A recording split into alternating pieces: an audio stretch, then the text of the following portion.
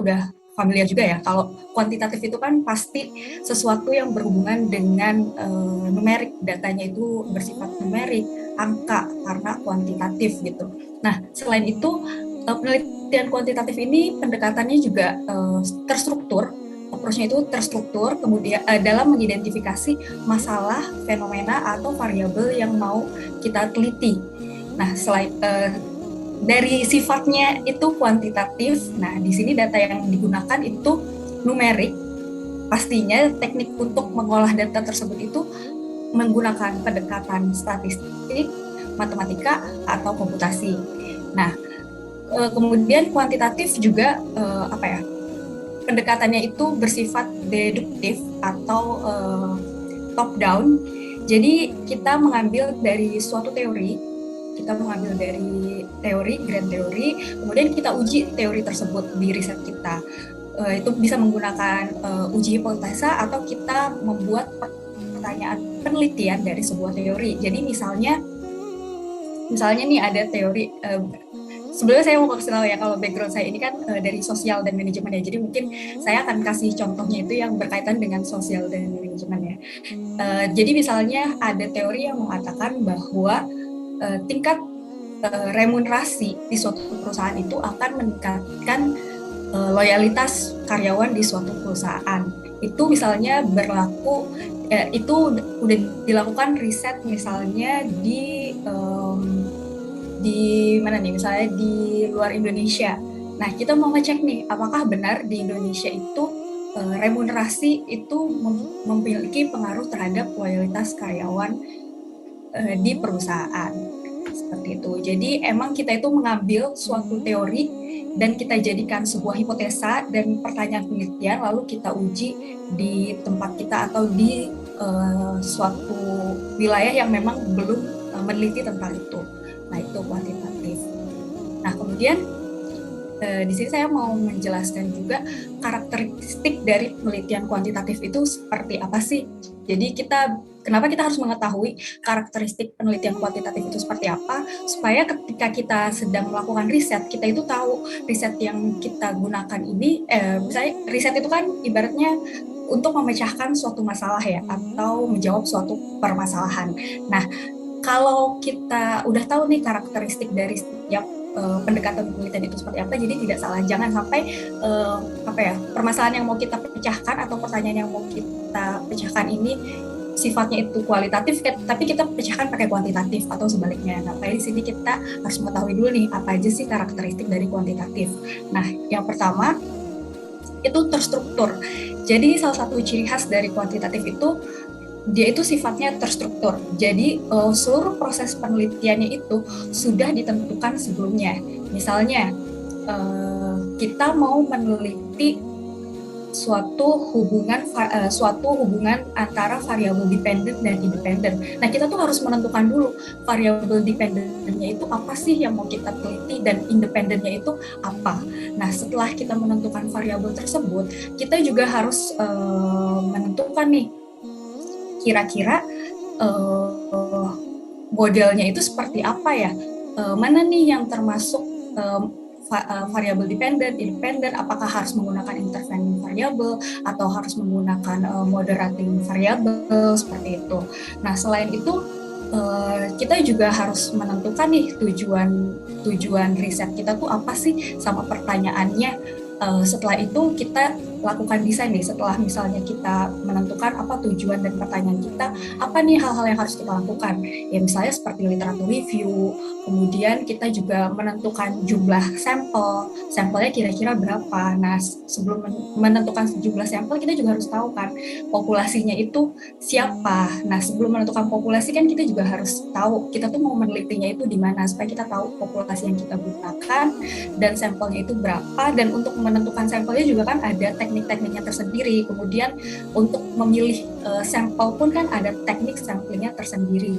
Nah, jadi memang sifatnya itu terstruktur ya. Jadi jangan sampai ibaratnya gini, kita udah bikin modelnya nih, kita udah mau bikin modelnya, terus kita udah bikin kuesionernya, terus kita nggak nentuin dulu nih populasi sampelnya, kita main sebar aja tuh kuesioner. Nah itu tuh nggak bisa, jadi harus kita tentuin dulu nih kita mau penelitiannya di mana, populasinya siapa, berarti sampelnya berapa, dan teknik sampelnya seperti apa, baru kita bisa sebar kuesioner kita yang udah kita develop tadi. Jadi sifatnya itu terstruktur ya. Nah kemudian yang kedua, measurable data. Nah data dari kuantitatif dan hasil dari riset kuantitatif itu sifatnya itu dapat terukur dengan jelas. Jadi misalnya kita itu mau mengukur kepuasan pelanggan. Nah ini kita harus mengukur kepuasannya ini dalam angka. Nah gimana nih cara membuat kayak kepuasan itu kan sesuatu yang abstrak. Nah, tapi gimana nih kita membuat ini menjadi angka ya? Kita menggunakan metode survei yang tadi saya sebutkan, kayak misalnya kita bikin kuesioner. Nah, di situ kan kita pakai angket, misalnya 1 itu sangat tidak puas, 5 itu sangat puas. Nah, nanti dari situlah kita menggunakan data-data tersebut untuk kita olah, dan nanti kita tahu nih hasilnya. Oh, ternyata kepuasan pelanggan kita itu sekian, apakah sangat puas, puas atau ternyata kurang puas. Nah jadi di situ tuh apa ya, terukur jelas gitu, jadi tidak abstrak. Dan kalau misalnya di kuantitatif itu kan misalnya kita mau melihat hubungan antara variabel A dengan variabel B ya.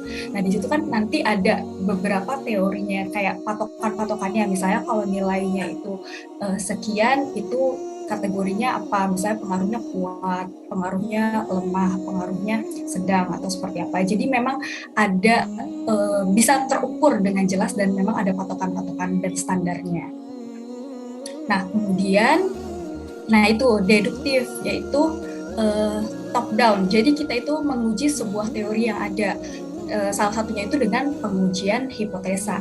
Seperti contohnya misalnya teori TPB, Theory of Planned Behavior, itu kan dipengaruhi oleh attitude, subjective norm, and perceived behavioral control. Nah,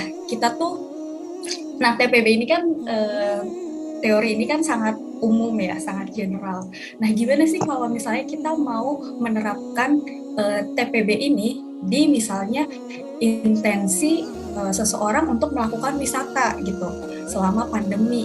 Nah, jadi di sini kita mengambil si teori tadi TPB, kita uji hipotesanya, misalnya apakah attitude seseorang itu akan mempengaruhi intensi seseorang untuk berwisata, misalnya di Indonesia saat COVID. Jadi memang sudah ada teorinya, dan kita uji di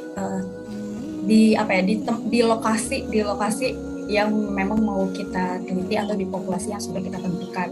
Nah, apakah teori yang sudah ada itu harus benar-benar ngikutin, atau boleh kita tambahin gitu? Misalnya kita tambahin variabel, misalnya tambahin variabel apa atau review. Kita harus punya landasan yang kuat juga kenapa harus ditambahkan. Oke, sebentar saya izin mematikan kamera karena internetnya kurang stabil. Oke. Oke, selanjutnya itu statistik. Nah, kuantitatif ini biasanya sangat erat kaitannya dengan analisa statistik dan menggunakan tools yang baku. Nah, statistik ini kan macam-macam ya jenisnya. Nah, biasanya yang paling umum itu misalnya deskriptif statistik. Nah, di sini tuh pasti deh penelitian kuantitatif itu akan setidaknya menggunakan deskriptif statistik. Contohnya misalnya saya melakukan riset, kan kita menggunakan sampel kan. Nah, di sampel itu kan ada demografi kan. Kayak misalnya berapa sih jumlah laki-lakinya, berapa jumlah perempuannya, kemudian tingkat pendidikannya seperti apa. Nah, itu termasuk dalam deskriptif statistik. Kemudian nanti misalnya saya mau menguji hubungan antara variabel A dengan variabel B. Nah, untuk melihat seberapa besar hubungan antara variabel tersebut kan tentu dibutuhkan analisa statistik yang menggunakan tools tertentu, misalnya menggunakan SPSS atau SmartLS. Nah, kemudian salah satu karakteristik dari penelitian kuantitatif adalah sampel. Nah, sampel di sini itu jumlahnya berbeda-beda, bisa disesuaikan dengan populasi yang memang mau kita teliti. Nah, biasanya kalau misalnya kita mau lebih mengeneralisir, mau mengklaim gitu kalau misalnya penelitian ini mengeneralisir misalnya wilayah Bekasi atau wilayah Jakarta, penelitian saya mau dilakukan di Jakarta dan ini mau mengeneralisir warga Jakarta hasil riset saya. Nah, itu harus membutuhkan jumlah sampel yang cukup banyak. Nah, untuk tahu gimana sih minimal sampel yang kita butuhkan untuk bisa dikatakan bahwa hasil penelitian kita itu bisa digeneralisasi. Nah, itu memang ada metode-metodenya sendiri. Kayak misalnya metode Slovin, atau kalau misalnya di SmartPLS itu di PLSM itu ada kayak misalnya 10 times rule untuk menentukan jumlah sampel.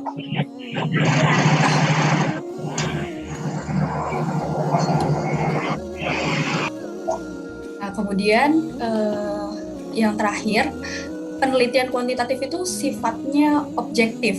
Jadi kita sebagai peneliti itu tidak bisa memberikan intervensi terlalu banyak terhadap riset kita. Jadi misalnya kita membuat kuesioner, kita sebarkan data ke sampel kita, kemudian kita dapat hasilnya seperti apa, ya udah itu adalah hasil yang memang terjadi di lapangan. Kita tabulasi, kemudian kita analisa dan kita olah menggunakan pendekatan statistik dan tools yang baku, maka itulah hasilnya. Jadi di situ kita tidak bisa ibaratnya kayak mengutak-ngatik lah si data atau hasil supaya misalnya hasilnya itu sesuai dengan yang kita harapkan. Enggak, jadi emang hasil penelitian kuantitatif itu sifatnya objektif. Jadi peneliti itu tidak memberi pengaruh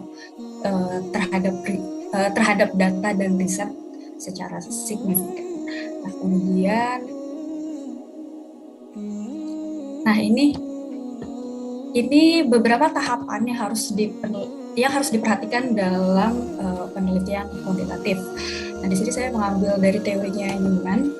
Jadi yang pertama itu kita harus memilih topik. Nah, topik ini sifatnya masih general. Jadi masih umum gitu. Misalnya kayak sekarang kan lagi ngetren nih penjualan di marketplace kayak di Shopee, di TikTok itu secara live. Nah, kita tuh penasaran nih kayak sebenarnya seberapa besar sih pengaruh penjualan di marketplace menggunakan live shopping seperti itu. Nah, itu bisa kita angkat tuh sebagai topik. Oke, saya mau melihat fenomena live shopping misalnya di e-commerce sekarang ini seperti apa. Nah, setelah kita menentukan topik kita apa, nah kita kemudian fokus pada pertanyaan riset kita atau research question kita. Itu mempersempit topik tadi menjadi sebuah pertanyaan. Nah, misalnya tadi kita penasaran nih sama fenomena live shopping di e-commerce. Nah, kita bikinlah pertanyaan misalnya bagaimana sih pengaruh live shopping terhadap intensi pembelian? Apakah memang benar ada pengaruhnya? Dan kalau memang ada pengaruhnya, memang seberapa besar gitu pengaruhnya? Seperti itu. Nah, kemudian yang ketiga adalah kita melakukan desain studi atau penelitian kita itu seperti apa. Seperti yang sudah saya jelaskan tadi di awal, bahwa kuantitatif itu sifatnya kan terstruktur. Jadi di sini kita harus mulai merancang nih tahapan dan prosedur kita itu seperti apa saja, mulai dari literatur review, kemudian menentukan variabel, kemudian mendevelop modelnya seperti apa. Setelah itu, misalnya kita sudah menemukan variabel, nah variabel itu kita breakdown lagi, kita operasionalisasi. Nah, variabel itu kita operasionalisasi lagi supaya menjadi item-item yang kita gunakan untuk mengukur variabel tersebut di kuesioner. Kemudian kita develop kuesioner, kita tentukan populasinya, kita tentukan jumlah sampelnya berapa, kita tentukan juga teknik sampelnya seperti apa, kemudian untuk menganalisanya kita akan menggunakan metode statistik apa, yang tentunya itu juga harus sesuai ya dengan tujuan dan research question riset kita. Kemudian dalam analisis statistik juga kan ada tahapan-tahapannya kan, saya ada uji apa dulu. Nah itu juga harus direncanakan, jadi biar nggak loncat-loncat gitu risetnya. Nah kemudian yang keempat adalah setelah kita mendesain riset kita mau seperti apa, kita mengkolek data kita. Nah di sini data itu bisa diambil secara primary atau secara secondary. Jadi kalau misalnya saya ini mau meneliti tentang contohnya finance gitu ya, tentang keuangan lah. Saya mau menilai pengaruh atau mau menilai keuangan suatu perusahaan, seberapa sehatnya keuangan suatu perusahaan. Nah itu kan nggak harus data primer atau kita menyebar kuesioner, kita bisa aja ngambil dari data-data laporan keuangan perusahaan-perusahaan tersebut yang di Bursa Efek Indonesia. Nah itu jadi itu contoh kalau misalnya kita mau riset pakai secondary data. Terus kita kalau misalnya risetnya itu survei ya berarti memang kita mengambil data langsung ke masyarakat seperti itu. Nah, atau bisa juga kita menggunakan dua data tersebut. Kayak saya waktu kemarin itu tesis itu membuat simulasi modeling, dan itu saya mengambil data dari BPS juga, dan saya juga mengambil data langsung secara survei. Nah, kemudian setelah mengkolek data, tahap selanjutnya adalah kita menganalisis data tersebut. Nah, analisis data ini biasanya kita akan menggunakan tools kan. Nah, tools ini disesuaikan juga dengan metode, dengan approach yang kita pilih. Misalnya kita mau menguji misalnya hanya dua variabel nih, variabel A terhadap variabel B. Nah, berarti kan itu regresi linear ya. Biasanya itu kan menggunakan SPSS. Atau misalnya kita mau misalnya model kita itu lebih rigid, kemudian ada intervensi variabelnya atau apanya. Nah, mungkin kita bisa menggunakan Smart PLS gitu, karena kita pakai metodenya PLSM. Nah, atau ada juga kita bisa pakai R Studio. Kayak gitu. Nah, setelah kita menganalisa data, nah selanjutnya adalah kita menginterpretasikan data. Kan tadi di analisis itu keluar tuh hasilnya. Nah, kita tuh harus memberikan interpretasi kita di situ. Kenapa hasilnya seperti itu?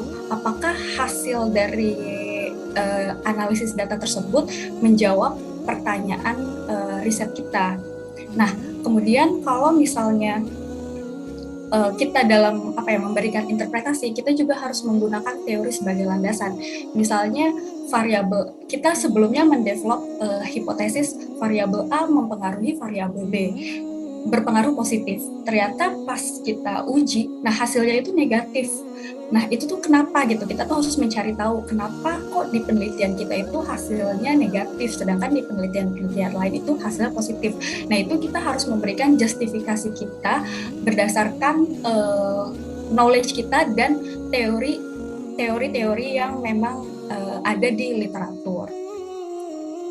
Nah, yang terakhir, yang paling penting kalau kata dosen saya waktu itu, sebagus apapun riset kalian, itu percuma kalau misalnya tidak dipublikasikan. Jadi, sebaiknya riset kita itu kita publikasikan, kita memberitahu gitu kepada masyarakat bahwa ini loh hasil riset saya, yang siapa tahu memang riset kita itu pasti akan bermanfaat bagi yang lain. Nah, untuk publikasi riset ini kan bisa di conference, jurnal nasional atau internasional. Nah ini sebenarnya riset-riset di jurnal internasional, jurnal nasional atau di conference itu dulu kan saya mikirnya waktu kuliah, oh ini mungkin cuma dipakai untuk kalangan akademisi aja atau mahasiswa atau dosen-dosen seperti itu. Nah ketika sekarang saya menjadi researcher tapi di bidang praktisi, ternyata hasil-hasil riset dari Bapak Ibu sekalian atau dari kita semua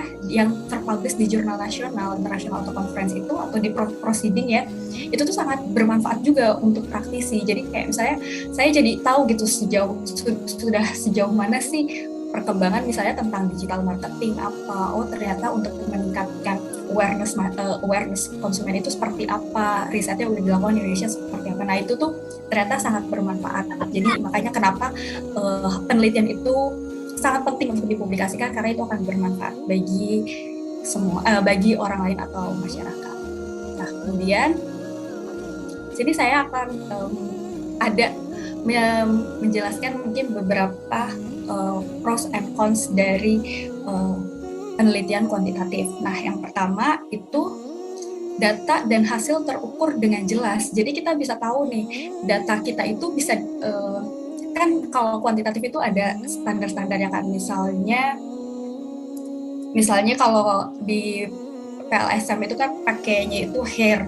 Jadi kapan sih data dikatakan valid atau reliable, kan itu ada standar-standarnya sendiri kan. Misalnya harus under berapa, harus di atas berapa thresholdnya. Nah di situ tuh terukur gitu dengan jelas. Jadi kita nggak, sebagai peneliti tuh nggak bingung gitu. Kalau misalnya ini nilainya di bawah standar nih, berarti ini nggak reliable atau nggak valid nih, berarti harus diapain nih ya, misalnya datanya harus dibersihin lagi, atau misalnya kita cek, atau misalnya ada yang salahkah dari operasionalisasi variabel kita. Nah seperti itu.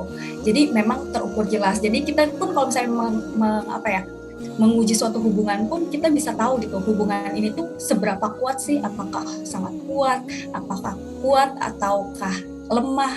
Nah seperti itu. Jadi memang bisa terukur dengan jelas. Nah kemudian proses penelitiannya itu terstruktur. Proses penelitiannya itu terstruktur seperti yang udah saya bilang tadi. Jadi kita harus menentukan nih, ibaratnya dari A sampai Z itu seperti apa, dan memang seperti itu gitu kan. Kalau misalnya penelitian kualitatif, pengalaman saya waktu itu saat pengambilan data nih, misalnya kita pakai snowball sampling, saya udah nge-interview nih 2 orang atau 3 orang, ternyata data yang saya kumpulkan itu belum jenuh. Akhirnya saya harus menginterview lagi orang yang tadinya itu memang tidak masuk dalam list orang yang akan saya interview.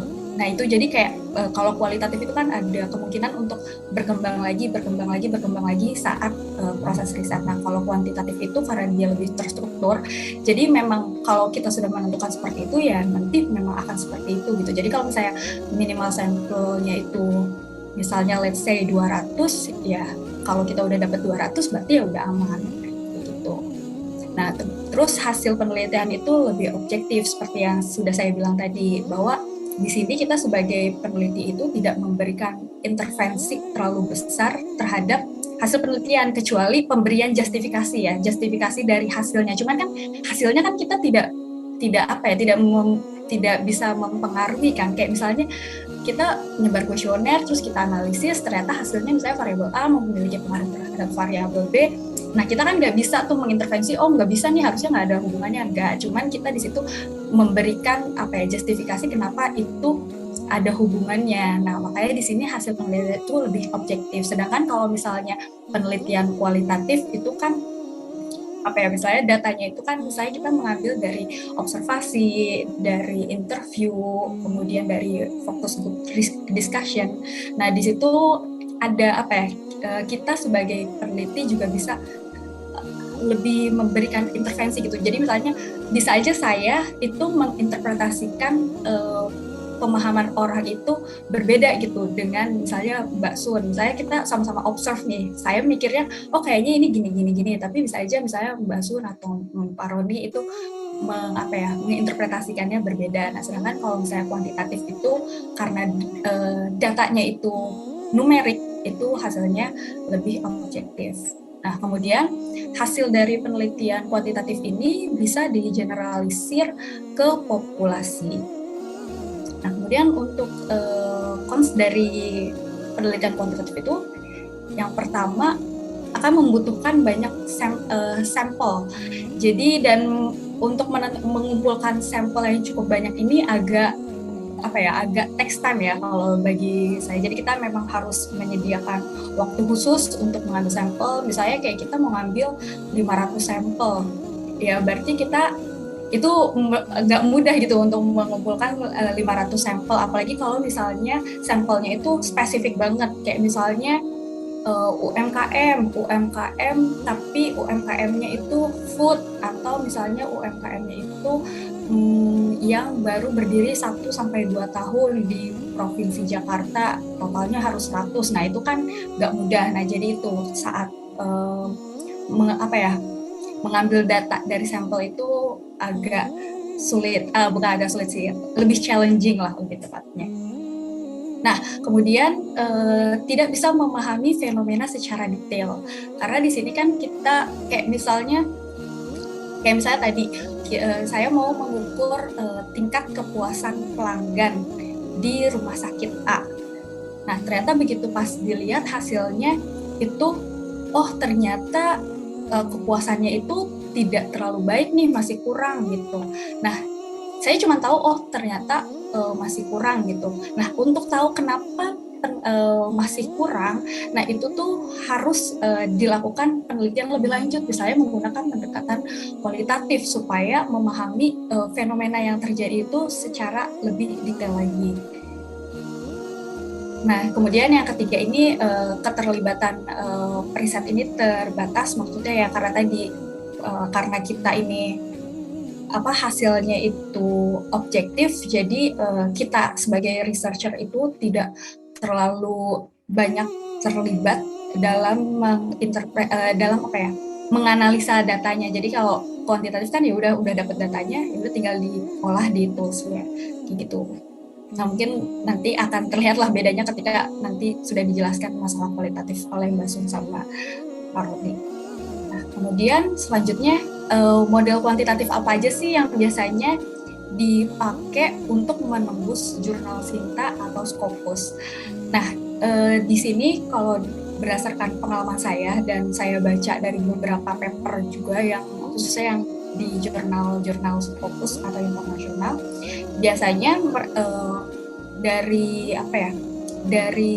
yang penelitian kuantitatif itu nggak ada yang penelitiannya itu cuman misalnya statistik deskriptif aja, enggak. Biasanya statistik deskriptif itu ya cuma dipakai untuk menjelaskan demografi responden atau sebagai data-data pendukung aja. Nah, biasanya kalau yang saya baca itu penelitian kuantitatif yang biasa di jurnal-jurnal itu, misalnya penelitian menggunakan korelasional atau explanatory study. Nah, korelasional ini kan untuk menemukan hubungan atau keterkaitan antara dua variabel atau lebih. Nah, seperti ini misalnya lingkungan kerja, loyalitas karyawan itu dipengaruhi oleh lingkungan kerja dan remunerasi, atau misalnya hubungan dari lingkungan kerja dan loyalitas karyawan, remunerasi dan loyalitas karyawan itu seperti apa. Nah, itu kalau selanjutnya itu untuk explanatory. Nah, untuk explanatory study itu di sini tuh kita mau mencari tahu mengapa dan bagaimana adanya hubungan variabel dalam suatu fenomena. Misalnya kalau tadi yang korelasional itu kita mau melihat nih bagaimana hubungan antara lingkungan kerja, remunerasi dan loyalitas karyawan. Nah, kalau di explanatory misalnya saya tambahin nih satu variabel moderator variabel. Nah, di sini saya tuh mau melihat sebenarnya gender itu mempengaruhi nggak sih lingkungan kerja, remunerasi, dan loyalitas karyawan. Apakah misalnya nih untuk laki-laki ternyata lingkungan kerja itu nggak terlalu signifikan terhadap loyalitasnya, sedangkan perempuan itu sangat besar banget nih pengaruhnya lingkungan kerja terhadap loyalitas karyawan. Atau remunerasi nih, kalau laki-laki ternyata lebih kuat nih hubungannya antara remunerasi dengan loyalitas karyawan, sedangkan yang perempuan hubungannya tidak terlalu kuat. Nah, misalnya seperti itu. Selanjutnya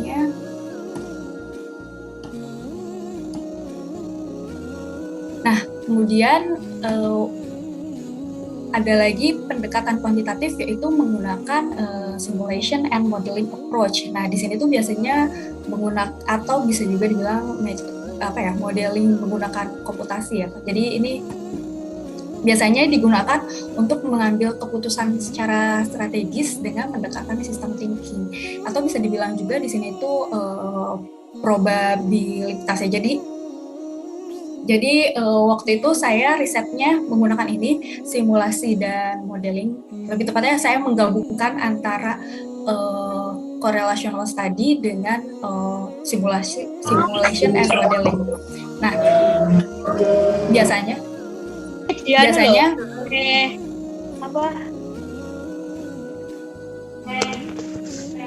ada yang bocor ya. Oke. Nah, biasanya ini tuh dipakai untuk menganalisa sesuatu yang sifatnya sifatnya itu untuk mengambil suatu keputusan atau kebijakan. Jadi misalnya nih kayak pemerintah kan sekarang misalnya pemerintah mau mengurangi macet di Jakarta, kan ada beberapa opsi tuh, kayak misalnya sekarang lagi fenomena itu kan yang menerapkan ERP atau jalan protokol tapi berbayar. Nah, kita tuh mau lihat sejauh mana sih efektifnya kalau misalnya kebijakan itu memang benar-benar diimplementasikan. Nah, sebenarnya simulasi dan modeling ini ada banyak pendekatannya, ada agent-based modeling, ada sistem dynamic, kemudian ada game teori, kemudian bisa juga menggunakan pendekatan big data analysis, yaitu untuk memprediksi sesuatu, misalnya jumlah populasi di suatu daerah, atau misalnya jumlah kedatangan pengunjung di bandara, itu kita lihat dari data histori, kemudian kita simulasikan atau kita modelingkan, kita buatlah proyeksinya kira-kira 5 tahun ke depan itu seperti apa, nah kayak gitu. Nah, di sini tapi saya hanya mungkin akan menyinggung dua ya, agent-based modeling sama sistem dynamic, karena ini kebetulan yang memang pernah saya pelajari dan saya lakukan. Nah, yang pertama itu agent-based modeling. Nah, agent-based modeling ini kita itu mau melihat pola interaksi antar individu dalam level mikro. Nah, di sini tuh kata kuncinya adalah interaksi antar agent. Misalnya kita mau gini deh, misalnya kita kalau ke rumah sakit, kadang ada kan yang sistem antriannya itu masih kurang baik. Jadi pasien tuh nunggu lama banget, sedangkan ada beberapa pasien yang memang harus ditindaklanjuti secara cepat, tapi antriannya ini masih buruk nih. Nah, di sini tuh kita bikin simulasi kayak gimana sih cara bikin sistem antrian yang efektif di rumah sakit. Jadi kalau misalnya ada pasien yang urgent, itu bisa segera ditindaklanjuti, kemudian pasien yang lainnya pun tetap merasa nyaman seperti itu. Dan misalnya si dokter, perawat, atau petugas rumah sakitnya juga nggak kewalahan gitu dengan sistem antrian seperti itu. Nah, di situ tuh dibuatlah simulasinya seperti apa.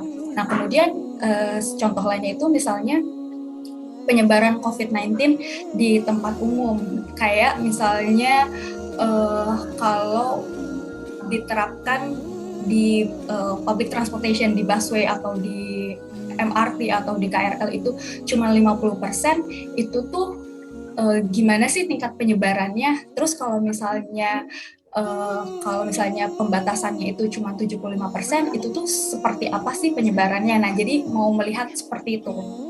Nah, tools yang digunakan ini biasanya ada Source, cuman kalau Source ini kayaknya belum dipakai secara umum, karena waktu itu ini saya dapat source ini dari profesor, dari dosen saya dapat dari profesornya yang di Jepang. Jadi ini saya agak kesulitan sih ini mencari di tempat lain. Jadi kalau yang waktu itu kuliahnya di SBM ITB dan mengambil mata kuliah ini pasti pernah mempelajari ini. Kalau misalnya yang umum itu biasanya AnyLogic atau NetLogic.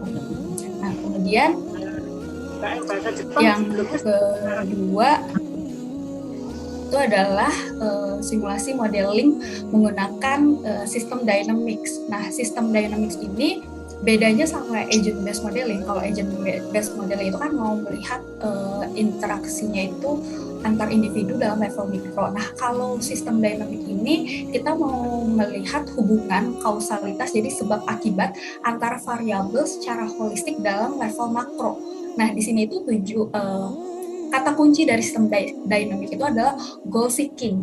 Jadi misalnya contohnya kalau penelitian saya kemarin, misalnya pemerintah itu ingin meningkatkan jumlah wisatawan setelah pandemi, misalnya sekarang nih tahun 2023 atau 2024, seperti jumlah wisatawan sebelum pandemi, misalnya 5 juta wisatawan mancanegara yang ke Indonesia. Itu tuh kita bikinlah simulasinya. Jadi kayak kita hubungkan beberapa variabel-variabel, kita bikin gimana sih caranya untuk meningkatkan si jumlah wisatawan itu jadi balik lagi jadi 5 juta lagi. Jadi di situ memang ada goal seeking-nya, ada tujuan yang mau kita capai.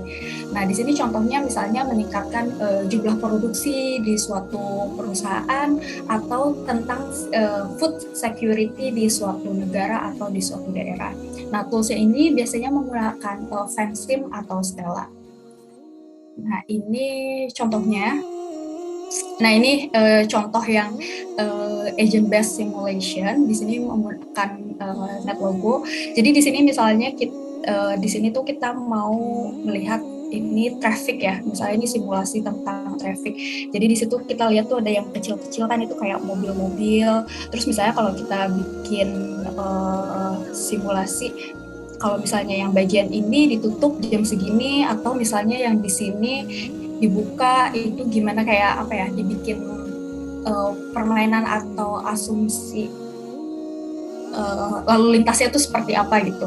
Nah, itu nanti di sini tuh terlihat kayak jumlah mobil yang berhenti itu rata-rata berapa, terus kecepatan mobil itu rata-rata berapa, terus rata-rata mobil itu melewati jalur itu berapa. Jadi di situ terlihat hasilnya seperti itu. Nah, kalau misalnya yang sistem dynamic itu seperti yang saya bilang tadi, kita mau melihat hubungan kausalitas antar variabel. Jadi di sini kita membahasnya itu antar variabelnya. Jadi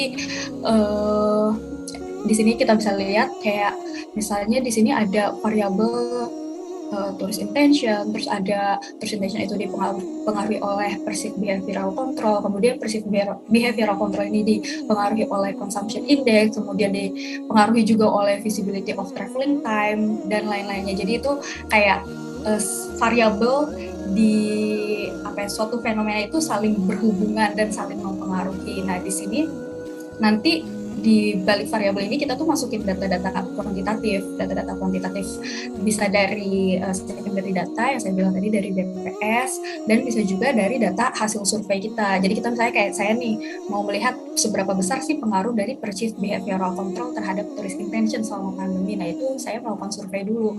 Nah, terus habis dianalisa ketahuan tuh berapa besaran pengaruhnya, saya masukin lah ke sini. Jadi nanti ketika di running itu keluarlah grafiknya seperti ini.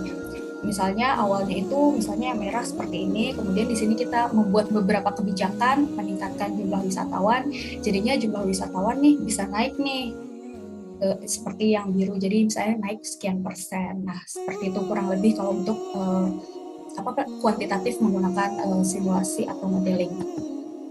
Nah, ini beberapa hal yang harus diperhatikan dalam melakukan penelitian kuantitatif agar penelitian kita bisa tembus atau publish di jurnal Scopus atau Sinta. Nah, yang pertama itu pasti harus melakukan literatur review dengan seksama. Sebenarnya ini semua riset ya. Semua riset menggunakan pendekatan apapun, literatur review adalah kunci. Karena dengan kita melakukan literatur review yang baik, yang benar, yang detail, yang seksama, maka kita akan bisa menemukan variabel yang tepat. Jadi kita tuh nggak asal ngambil variabel. Jadi misalnya variabel independennya, mau ngambil yang ini deh, variabel A, variabel B, variabel C, terus dibikin aja deh pengaruh gede. Nggak bisa kayak gitu. Jadi dengan melakukan literatur review kita jadi tahu, variabel independennya itu yang variabel dependent, misalnya misalnya misalnya kepuasan pelanggan tadi. Saya kepuasan pelanggan itu biasanya dipengaruhi apa aja sih? Jadi kita nggak asal comot gitu variabel, kita tahu gitu ada landasan teori ya kenapa kita mengambil variabel ini. Nah kemudian selain itu kita kan harus mengukur kan, kita harus misalnya variabel tadi kan harus kita operasionalisasikan kan supaya kita nanti kita breakdown jadi item-item kuesioner. Nah itu pun harus melalui literatur review yang benar. Jadi nggak asal, jadi jangan sampai kita mau ngukur kita mau ngukur ya sebentar 2 menit lagi ya waktunya. Oh ya, ya terima kasih Mbak Sun. Nah jangan sampai kita tuh mau meneliti kepuasan pelanggan, tapi item-item pengukurannya itu bukan kepuasan pelanggan, tapi malah lebih ke loyalitas pelanggan, kan itu enggak cocok ya. Jadi memang harus dilakukan literatur review yang tepat. Nah kemudian dilakukan secara terstruktur dan sistematis seperti yang sudah saya jelaskan, step by stepnya harus berurutan, jangan ada yang diloncat-loncat. Kemudian pemilihan metode dan toolsnya itu yang tepat. Jadi jangan cuma kayak mau pakai ini deh, mau pakai regresi linear atau mau pakai PLSM atau mau pakai CBSM. Nah enggak, jadi kita harus lihat dulu metode kuantitatifnya apa nih yang cocok sesuai dengan tujuan riset dan research question kita. Nah, yang jangan dilakukan, yang pasti tidak melakukan literatur review itu menurut saya bencana, karena jadinya jangan memilih variabel, membangun hipotesa dan operasionalisasi variabel itu berdasarkan asumsi pribadi. Nah, kemudian mengabaikan tahapan riset kuantitatif, kayak tadi misalnya ngambil data tanpa kita tahu juga dulu jumlah sampelnya berapa. Nah, yang terakhir itu adalah memanipulasi data untuk mendapatkan hasil yang sesuai dengan diharapkan. Jadi dalam penelitian kuantitatif, apalagi kalau misalnya penelitiannya itu untuk uji hipotesa, sebenarnya hipotesa ditolak itu bukan sebuah bencana. Jadi kalau misalnya hipotesa kita memang ditolak, nah kita sebagai peneliti memberi justifikasi kenapa sih hipotesa ini ditolak dan berbeda misalnya hasilnya dengan riset-riset lain seperti itu. Jadi bukan datanya yang kita utak-atik supaya sesuai dengan apa yang kita inginkan. Oke, mungkin sekian dari saya. Kurang lebih mohon maaf. Mungkin nanti kalau misalnya ada yang mau ditanyakan lagi, kita lanjut ke question and answer atau diskusi di setelah pemaparan semua ini ya Bu Mbak Sun ya. Yap, betul. Ya, sekian dari saya Mbak Sun. Oke, terima kasih banyak Mas. Saya punten mohon izin menggantikan host utama ya. MC utama co-host karena beliau ada keperluan lain sehingga saya langsung lanjutkan. Terima kasih banyak Imas atas penyampaiannya yang sangat bagus, detail gitu ya. Sayangnya karena kita waktunya pendek gitu ya, jadi tidak bisa explore lebih banyak lagi. Kemudian saya melanjutkan materi berikutnya dari saya sendiri ya. Kalau tadi Imas itu lebih fokus kepada metode kuantitatif ya, saya sedikit mengeksplor tentang kualitatif gitu ya, dari sisi kualitatif. Ini beberapa hal yang ingin saya bahas. Pertama, definisi, kapan memilih metode kualitatif, tantangannya apa, pros and cons-nya apa, lalu saya mungkin sedikit memberi gambaran tool-tool terupdate ya untuk penelitian kualitatif. Nah, kalau untuk penelitian kualitatif sendiri, ini sebenarnya persis lawannya dari kuantitatif ya. Kalau tadi Imas menyampaikan kuantitatif itu adalah numerik, kuantifikasi, maka kualitatif itu adalah non. Jadi apapun selain numerik maka itu kualitatif. Mau itu gambar, mau itu catatan lapangan, video, audio, screenshotan, atau mungkin artefak-artefak ya, bentuk benda, itu artinya dia kualitatif. Tapi kualitatif bukan berarti dia penelitian yang hanya untuk kalau dari definisinya ya, dari Saldana, ini adalah penelitian yang menggunakan pendekatan dan metode untuk menggali kehidupan sosial. Kehidupan sosial, meskipun dia ada kata-kata sosial, bukan berarti bahwa bidangnya itu harus orang social science atau IPS gitulah ya, enggak. Ini bisa untuk berbagai bidang, bahkan natural science ataupun engineering misalnya, karena saya S1 engineering, itu masih tetap bisa, asalkan berkaitan dengan kehidupan sosial. Nah, kehidupan sosial di sini mengacu kepada hal-hal yang berkaitan dengan manusia. Orang engineering menemukan tool-toolnya itu nanti dipakai manusia, otomatis dia bisa saja research terkait dengan bagaimana tool ini diterima oleh penggunanya nanti. Atau apalagi tentang kesehatan ilmu medis, itu bagaimana obat-obatan itu bisa diterima masyarakat, atau kepuasan mereka terhadap obat-obatan tertentu atau yang lainnya gitu ya. Jadi tidak terbatas penelitian itu untuk orang-orang sosial, berbagai bidang, asal memang dia berkaitan dengan manusia gitu.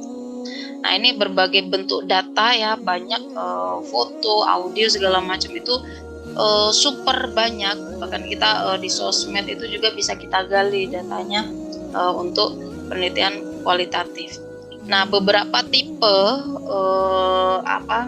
kualitatif research itu mungkin yang ini beberapa ya yang kita kenal ya, ada 6, padahal sebenarnya kalau dari Saldana ini ada 16, cuma mungkin saya sedikit menyampaikan hanya 6 saja untuk yang mungkin yang paling familiar ya. Ada etnografi, grounded theory, fenomenologi, case study, action research, narrative inquiry. Nah, beberapa yang paling berbeda ya di antara tipe riset kualitatif ini, misalnya terkait dengan fokusnya. Misalnya antara etnografi dan fenomenologi, fokusnya adalah mereka sama-sama mempelajari fenomena, tapi etnografi itu levelnya kolektif.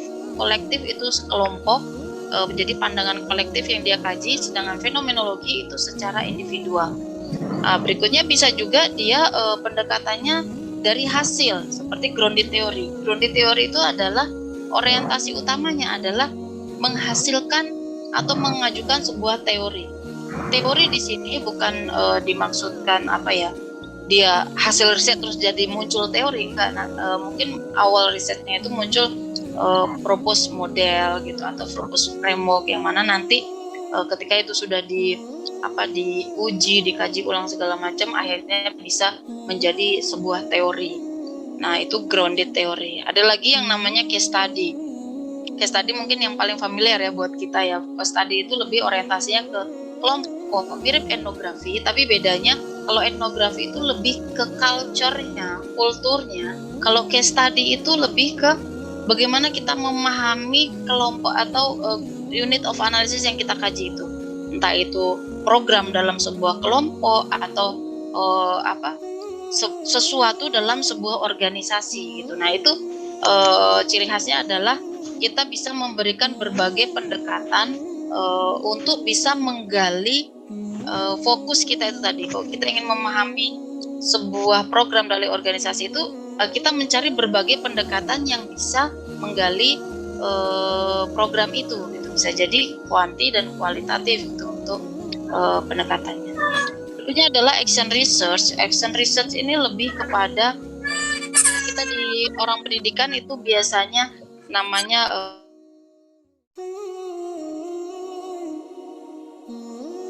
penelitian tindakan. Kalau saya contohkan Bu, di pendidikan itu namanya penelitian tindakan kelas. Ini saya contoh di bidang pendidikan ya Bu. Kalau action research secara umum, ya itu namanya penelitian tindakan. Saya memberi contoh penelitian tindakan kelas untuk apa? Mungkin itu yang lebih familiar bagi Bapak Ibu. Nah, itu salah satu contoh action research. Nah, kalau di bidang di luar kelas, di luar pendidikan, nah itu bisa bentuknya misalnya action research, SSM based action research gitu. Intinya adalah action research itu sebuah penelitian yang mana tujuannya adalah problem solving. Jadi di sini tujuan kita menyelesaikan sebuah masalah. Oleh karena itu kita melakukan action. Jadi di sini ada intervensi, tapi kita melihat, kita mengevaluasi intervensi itu, sehingga ada kemungkinan kita itu iterasi. Kita melakukan treatment, kita lihat hasilnya, ada refleksi, oh ini ada kekurangan di mana, kemudian kita ulang lagi dengan perbaikan-perbaikan berdasarkan masukan yang awal. Nah, itu bisa diulang hingga tercapai tujuan, entah tujuannya apa, misalnya kita ingin menyelesaikan sebuah masalah terkait hal tertentu gitu di objek penelitian yang sedang kita kaji. Jadi itu intinya ada problem solving. Dalam narrative inquiry itu lebih kepada bentuk ini kalau saya terjemahkan ya, dia lebih kepada nanti outputnya ini dia membentuk narasi seperti cerita. Cocoknya mungkin penelitian historis yang mana dia ingin menyusun kronologis gitu ya, sehingga lebih cocok kalau karena ini dia dalam bentuk narasi, kemudian dia bentuk cerita, maka ini cocok kayak misalnya histori dari awal sampai akhir ada proses seperti itu. Nah, ini beberapa contoh penelitian kualitatif yang mana mungkin familiar ya gitu ya dengan kita gitu ya. Berikutnya, kapan memilih metode kualitatif? Nah, ini ada beberapa alasan. Karena masing-masing metode itu punya ciri khas ya, kayak seperti kuantitatif tadi dia lebih numerik, dia lebih terstruktur, kemudian dia mengkaji hal-hal yang mungkin sifatnya umum gitu ya. Nah, kalau di kualitatif ini kebalikannya. Di sini kualitatif yang paling utama ya, dia kalau kita ingin mengcapture kondisi yang benar-benar real dari suatu permasalahan yang ingin dikaji. Dan di sini kita ingin memahami kondisi real ini secara mendalam, in-depth dan juga holism, menyeluruh. Dan ini mungkin topik yang kita kaji ini kompleks, maka ini cocok untuk penelitian kualitatif. Karena ini memang menjadi satu kelebihan ya penelitian kualitatif, dia bisa mereveal hal-hal yang nggak bisa dibuka dengan kuantitatif, karena kuantitatif ini kan deduktif ya. Tadi deduktif itu dia dari awal itu sudah di set up, di awal sudah dikaji, oh ini variabel-variabelnya, ini variabel-variabel yang mau diukur, ini variabel-variabel yang mau dikaji, sehingga kondisi yang sebenarnya bisa jadi nggak terbuka karena ada variabel-variabel lain bisa jadi yang sebenarnya berperan, tapi ketika di kuantitatif itu kalau memang dari awal tidak dipertimbangkan itu maka tidak akan masuk kajiannya gitu. Berbeda dengan kualitatif, kita mengkaji topik itu berawal dari kita nggak tahu ini apa yang mau kita temukan, kita nggak tahu. Anggaplah kalau variabel, kalau di kuantitatif kita udah tentukan, oh saya ada 10 variabel, udah 10 variabel itu yang dikaji. Padahal bisa jadi di topik yang sebenarnya nggak cuma 10 saja variabel. Nah, di kualitatif kita bisa mendekati permasalahan itu bisa jadi mungkin kita berangkat dari hanya 5 variabel yang kita tahu gitu ya. Yang kita tahu lalu kita kaji secara mendalam, hasilnya bisa jadi kita menemukan ada 20 variabel yang berkaitan yang bisa menjelaskan kompleksitas topik itu. Nah, makanya di sini kalau kita punya topik atau permasalahan yang memang kita ingin mengkaji secara dalam ya, dan kita tidak membatasi variabelnya apa saja, yang penting tujuan kita adalah kita harus memahami itu masalahnya ngapain, terus bagaimana, mengapa. Nah, itu maka sangat cocok untuk penelitian kualitatif.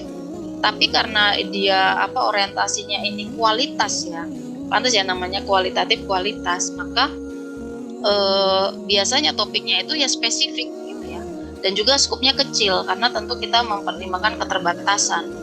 Berbeda dengan kuantitatif karena dia biasanya variabel sudah terukur, ada berapa sekian variabel, dia pun bisa general, dia bisa menjangkau banyak. Bahkan itu salah satu kelebihan kuantitatif adalah dia bisa mengeneralisir, dia bisa skupnya itu sangat luas, tapi dia sistemnya itu horizontal. Nah, kalau di kualitatif itu vertikal, ke dalam, ke bawah. Apakah mungkin kualitatif itu skupnya besar? Bisa saja, tapi kan tentu kita akan mempertimbangkan masalah waktu, biaya dan sebagainya.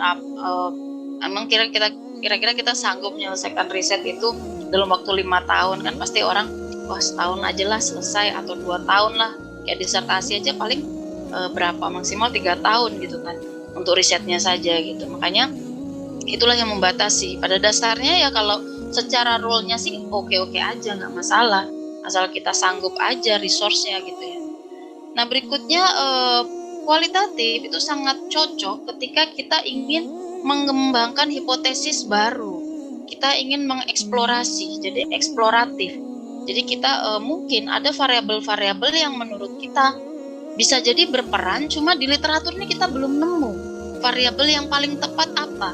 Sedangkan mungkin di ada fenomena yang mungkin dekat dengan kehidupan kita, kita merasa ini ada loh sesuatu, tapi saya nggak tahu di literatur tuh nggak ada variabelnya, saya belum menemukan. Nah, inilah kita cocok untuk dieksplorasi dengan kualitatif, sehingga dari sana kita akan menemukan. Bisa jadi kita mungkin akhirnya menemukan nama variabel yang baru, yang kemudian itu bisa kita jadikan sebuah hipotesis yang butuh diuji di penelitian kuantitatif begitu. Nah, jadi ini beberapa hal ya alasan pada saat kapan sih penelitian kualitatif itu tepat kita lakukan gitu. Nah, tapi sebelum kita melakukan penelitian kualitatif ya ada beberapa tantangan ya yang perlu kita pertimbangkan juga gitu ya. Karena berbeda gitu ya, kayak tadi seperti yang disampaikan Imas bahwa kuantitatif itu objektif ya, karena dia ada space gitu ya antara responden dengan peneliti. Itu bahkan si peneliti nggak perlu kenal sama si responden tuh nggak apa-apa. Kita sebar kuesioner terus pakai Google Form, kita sebar di dunia maya, entah siapa yang isi, nggak apa-apa, kita nggak perlu tahu. Yang penting profil yang mengisi itu sesuai dengan yang kita cari. Kalau kualitatif tidak bisa, kita harus ada interaksi, harus ada immersion, kita harus ada membangun sebuah hubungan gitu kepada entitas yang kita teliti, sehingga di sini ada subjektivitas peneliti. Subjektivitas peneliti, background peneliti, pengetahuan peneliti itu sangat berperan dalam mempengaruhi sejauh mana penelitian ini bisa dilakukan dan bagaimana hasilnya gitu.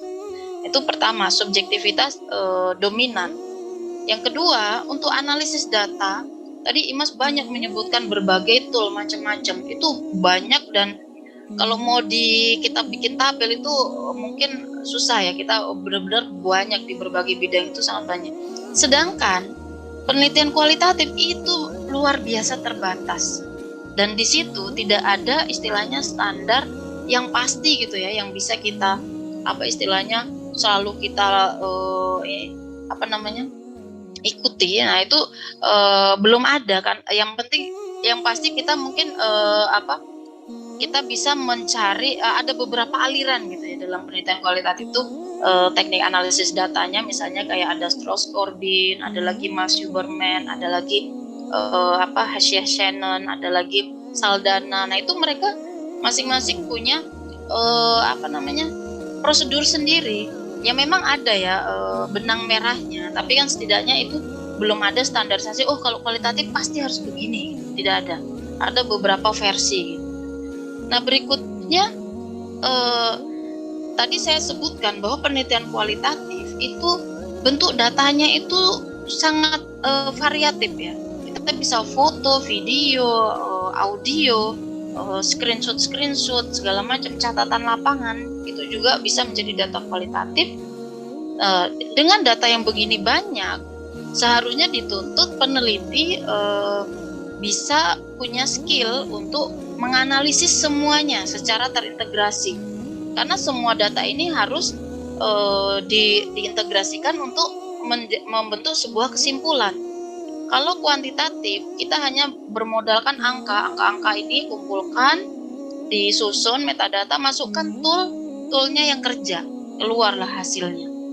Di kualitatif nggak bisa, udah datanya macam-macam bentuknya, tapi ini semuanya peranannya si peneliti yang mengkajinya, memetakannya, menganalisisnya, sehingga ini masalah skill dalam menganalisis ini sangat besar peranannya gitu ya, dalam menghasilkan hasil temuan riset gitu. Nah, berikutnya tidak ada tool untuk menguji reliabilitas dan validitas data. tadi beberapa tool yang disebutkan oleh Imas tuh mereka ada proseduralnya, misalnya kayak ada Smart PLS, ada SPSS, itu ada uji validitas reliabilitasnya sebelum dia menjawab hipotesisnya ya. Ada uji-ujinya sehingga memastikan oh ini bisa valid, oh ini diterima gitu. Nah, di penelitian kualitatif tidak ada. Tapi di sini kita mengenal kredibilitas dan trustworthiness. Nah, pertanyaannya bagaimana meningkatkan sih, karena ini subjektif tinggi, nggak ada standar data analisis. Nah, bagaimana agar penelitian kualitatif ini bisa trustworthy, dipercaya, dan bisa kredibel, yang setara dengan reliable dan valid. Nah, ini hal-hal yang menjadi challenge gitu ya. Nah, di sini yang harus diperhatikan ya untuk bisa memenuhi itu, untuk bisa istilahnya menjawab challenge yang kita bahas tadi. Ada beberapa hal yang bisa kita lakukan, dan itu memang punya dasar gitu ya, setidaknya dari beberapa profesor dalam metodologi, misalnya Profesor Creswell misalnya, itu menyatakan ada beberapa step yang bisa kita lakukan untuk menjadikan itu data kualitatif kita, proses analisis data kita itu bisa valid dan reliable. Nah, ini beberapa hal yang saya rangkum ya, ini ada 5. Misalnya pertama, masalah durasi riset. Jadi karena tadi masalah kita dalam, data kita kompleks, maka durasi riset itu akan sangat berpengaruh terhadap kematangan data. Ketika kita melakukan penelitian kualitatif, kita hanya melakukan sebentar, itu sangat beresiko ya, sangat beresiko kita mendapatkan data yang bias. Dia tidak bisa mengcapture kondisi real yang sebenarnya, dan itu tidak dalam. Ya, kita bisa bayangkan misalnya kita mau gali nih soal tentang sebuah misalnya mungkin sebuah program gitu ya, sebuah program pelaksanaannya, efektivitasnya, misalnya kita ke lapangan, kita ketemu kan sama orang-orang yang punya peranan di sana. Nah, ketemu dengan orang ini kan nggak bisa kita berharap si orang ini langsung jujur gitu ya, ngomong dengan kita sesuai kondisi sebenarnya. Kita butuh pendekatan dulu, kita butuh ngobrol berapa kali, kita butuh cross check dari omongan dia, kita observasi, kita mungkin ketemu lagi stakeholder yang lain, kita saling cross check. Nah, inilah durasi ini yang memberikan kita kemungkinan untuk itu. Nah, saling cross check itu tadi, ini namanya triangulasi data. Jadi si triangulasi data ini adalah ketika kita bisa memastikan informasi yang kita dapatkan itu benar dengan cara kita mengkonfirmasi gitu. Misalnya kita wawancara nih pihak A ini sebagai pemilik program. Nah, ini kita bisa cross check ke pelaksananya atau penerima program. Informasi dari 3 pihak ini kita temukan, akhirnya kita dapatkan kebenarannya yang mana. Kalau misalnya ada pertentangan, kalau misalnya tidak ada pertentangan, tentu bagus, artinya ini semakin memperkuat. Bisa juga cross check-nya dengan bentuk data yang berbeda. Misalnya ini kita dari wawancara mendapat info begini. Lalu kita cross check dengan cara kita melakukan observasi di lapangan, kita datangi, mereka klaim ada program begini, rutin seperti ini, kita cek apakah benar seperti itu. Nah, itu bentuk triangulasi data gitu ya. Kita bisa memastikan informasi yang kita dapatkan itu memang benar sesuai kondisi sebenarnya. Nah, ini berkaitan dengan ini ya, variasi data ya. Karena kita melibatkan berbagai bentuk data yang bisa saling melengkapi. Nah, berikutnya juga pemilihan profil informan. Di sini tadi saya sampaikan bahwa misalnya ada informasi dari pihak pemilik program, kita cross check dengan orang pelaksananya. Ada juga yang penerima program. Nah, di sini ketika kita memilih siapa yang kita jadikan sumber informasi, itu akan sangat besar peranannya. Kita bisa bayangkan kalau orang-orang yang kita pilih ini semuanya adalah orang-orang yang mungkin misalnya dapat fee pendapatan dari pemilik program. Kita milih masyarakatnya, tapi si pemimpinnya yang mungkin digaji pelaksananya juga digaji sama pemberi program. Otomatis bisa jadi mereka ini ya informasinya akan saling menguatkan. Nah, harusnya kita butuh pihak yang lain yang kemungkinan bisa mengcross check triangulasi ya.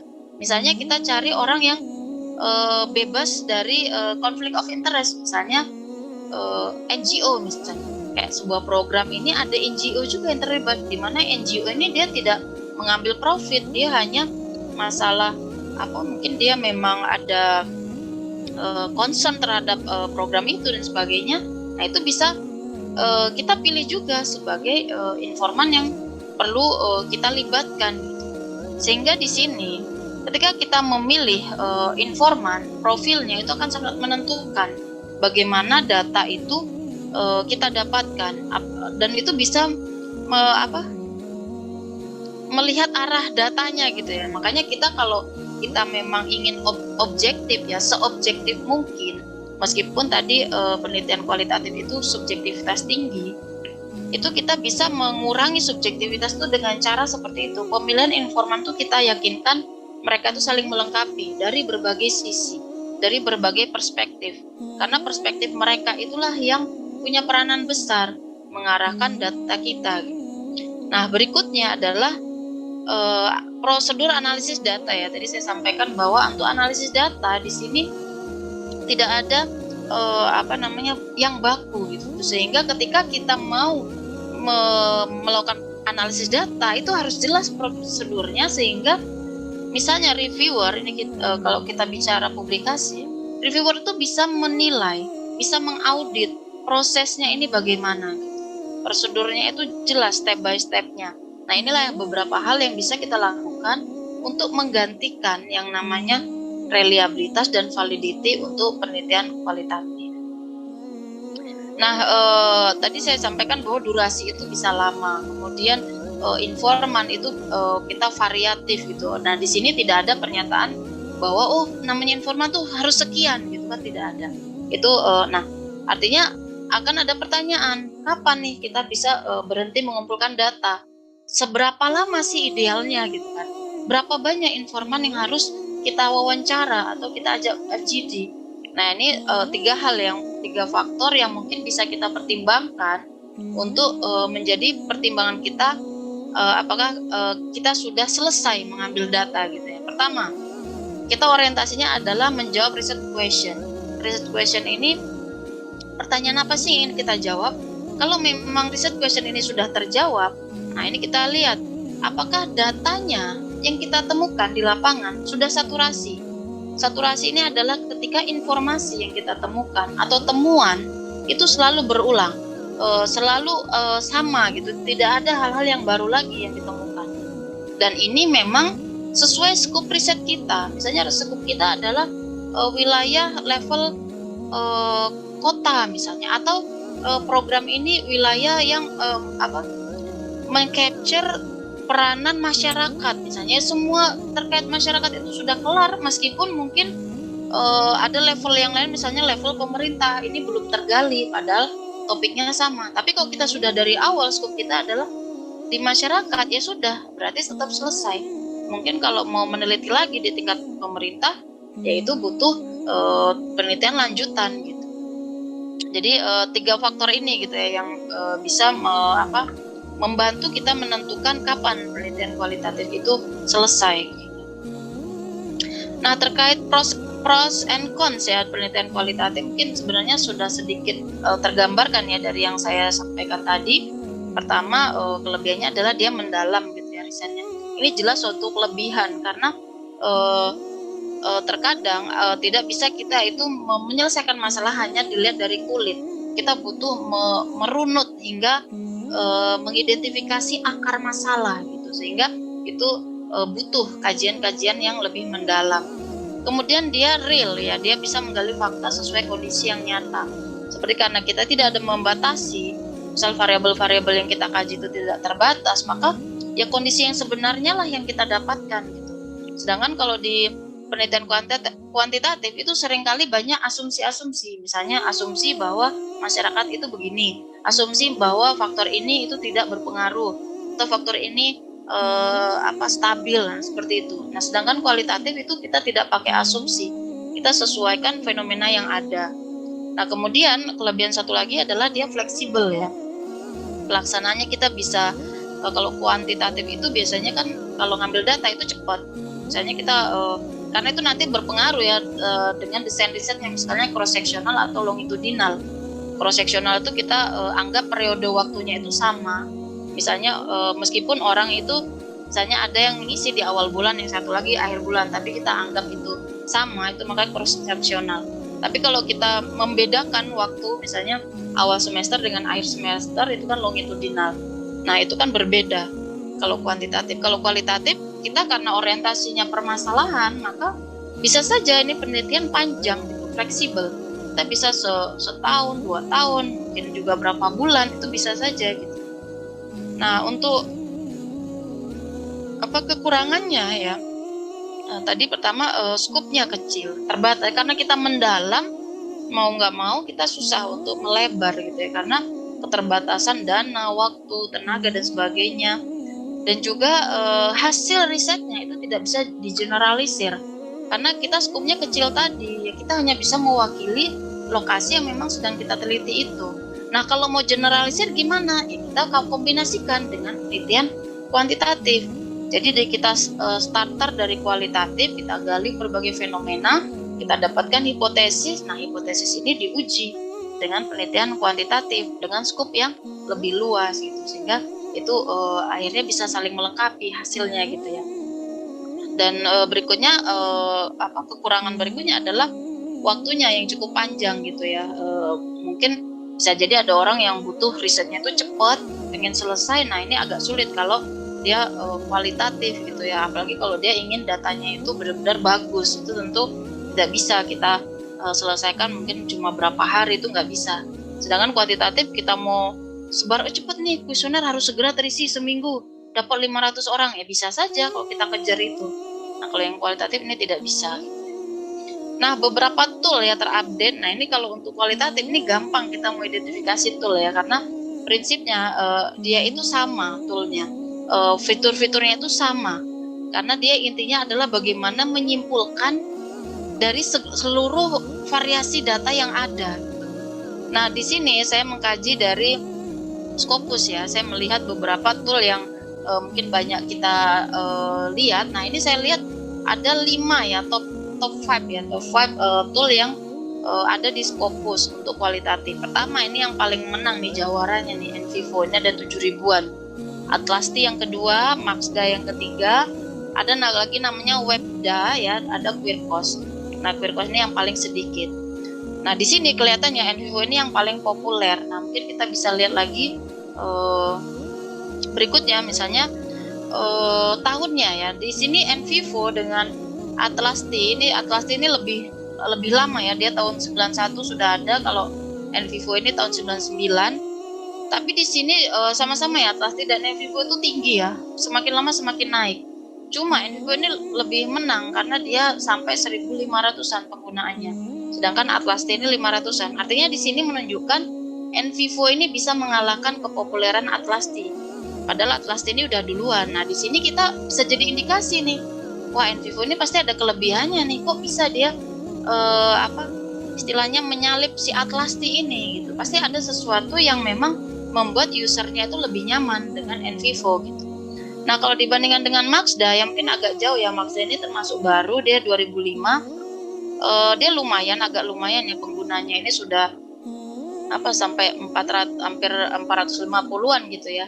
Tapi di sini mungkin dia masih berjuang gitu. Nah, di sini sebenarnya ya antara tool ini tiga ini saja ya, top 3-nya ini ya.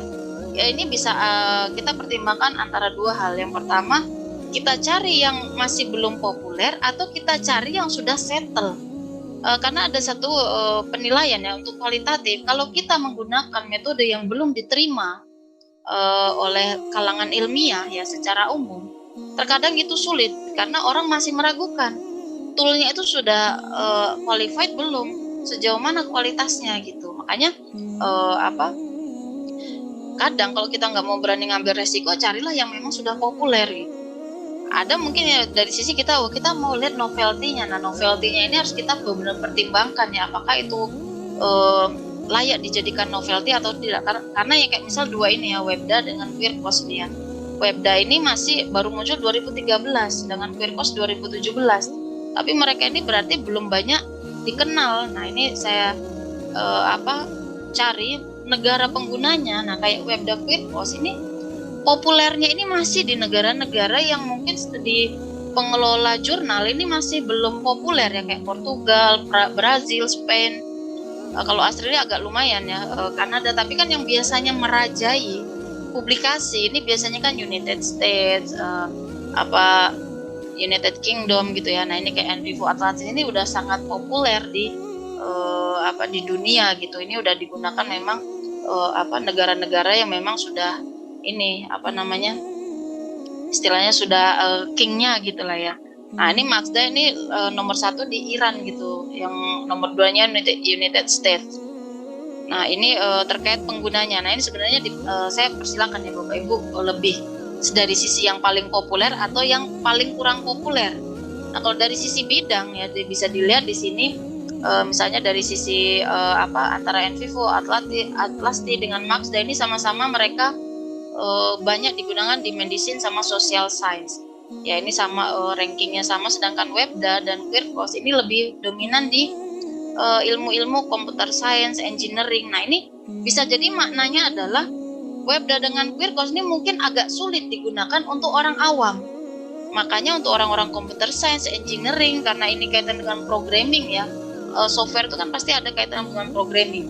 Mungkin kalau untuk pengguna awam agak sulit sehingga kurang populer. Nah, sedangkan di orang-orang yang komputer science, engineering itu mungkin terbiasa dengan bahasa-bahasa yang agak gimana gitu ya. Mungkin ada prosedur-prosedur khusus yang untuk pengguna awam agak sulit, sehingga kurang populer di kalangan yang kayak social science, medicine yang memang backgroundnya bukan teknologi. Nah, itu materi dari saya. Semoga cukup jelas ya. Untuk diskusi nanti kita bisa lanjutkan setelah pemateri yang terakhir. Silakan Mas Roni untuk menyampaikan materi. Baik, terima kasih. Assalamualaikum warahmatullahi wabarakatuh. Selamat siang Bapak-bapak, Ibu-ibu sekalian. Masih semangat mendengarkan untuk menyimak kegiatan kita kali ini. Atau sudah mulai kopi pun nggak nahan gitu ya. Semoga masih semangat ya Bapak Ibu sekalian. Baik, sebenarnya dari penjelasan dari dua narasumber yang sebelumnya itu sudah luar biasa ya, sudah dipaparkan dengan sangat rinci dan jelas. Kemudian juga terkait tentang tool-toolnya sebenarnya juga sudah dijelaskan juga ya. Tool-tool, terutama tool-tool bisa dikatakan tool-tool inti lah bagi kita para peneliti dan akademisi ya. Kalau tadi sudah disampaikan secara jelas ya, sebenarnya kalau misalnya kita perhatikan ya, para narasumber kita tuh yang dua tadi narasumbernya luar biasa semua. Kalau Mbak Sunarti itu dia sudah menghasilkan diantaranya Q1 baik itu literatur review menggunakan NVivo misalnya, kemudian Q1, Q2A untuk kualitatif juga menggunakan NVivo dan lain-lainnya juga, kemudian juga Q1 keduanya juga dengan untuk kuantitatif. Jadi sudah dilakukannya semua gitu. Jadi ketika apa yang disampaikan ini barangkali betul-betul pure pengalaman, betul-betul ada dasar ininya ya. Jadi istilahnya bagi kita yang ini ya, bagi kita yang istilahnya newbie seperti kami ini ya, itu kita bergerak dari seperti itu. Karena untuk bisa publish gitu ya, itu macam-macam caranya untuk bisa publish, apalagi di Scopus caranya macam-macam.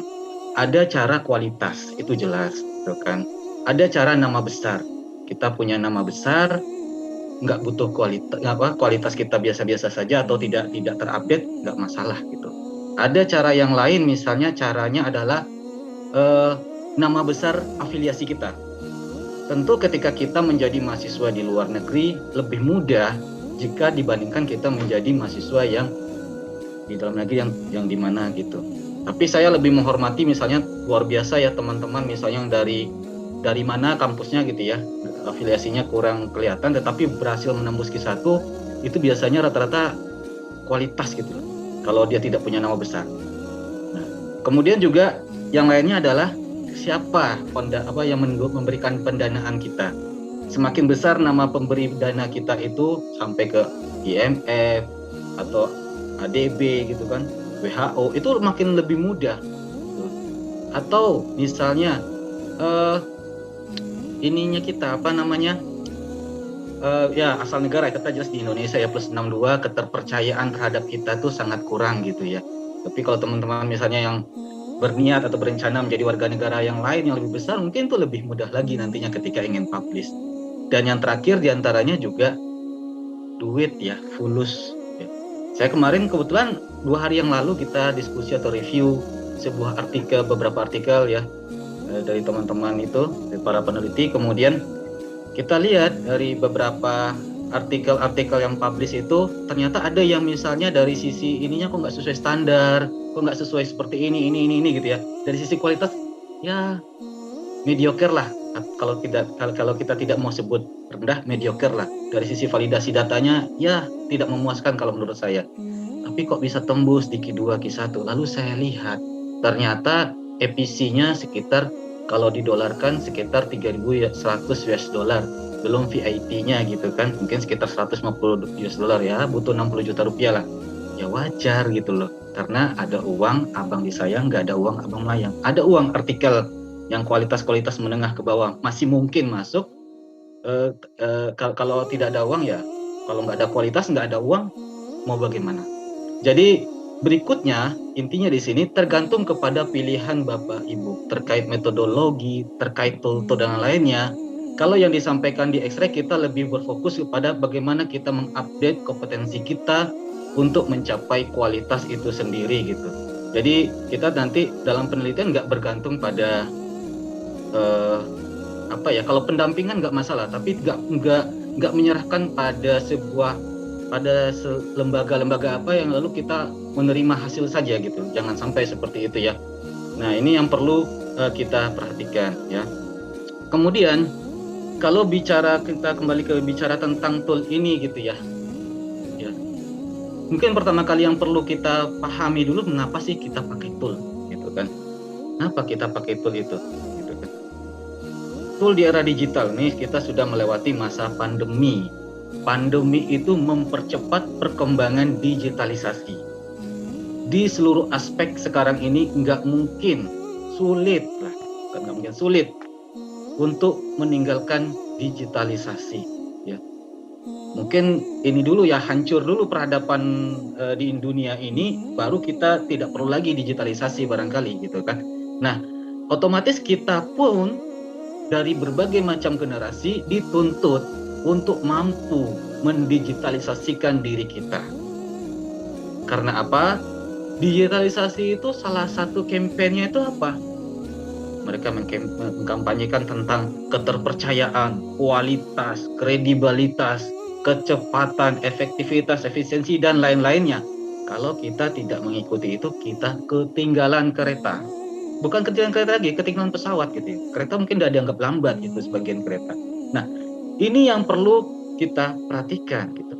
Kalau misalnya sedikit kita melihat ke belakang, Bapak Ibu yang luar biasa yang sudah jadi peneliti yang jauh lebih senior daripada kami di sini gitu ya.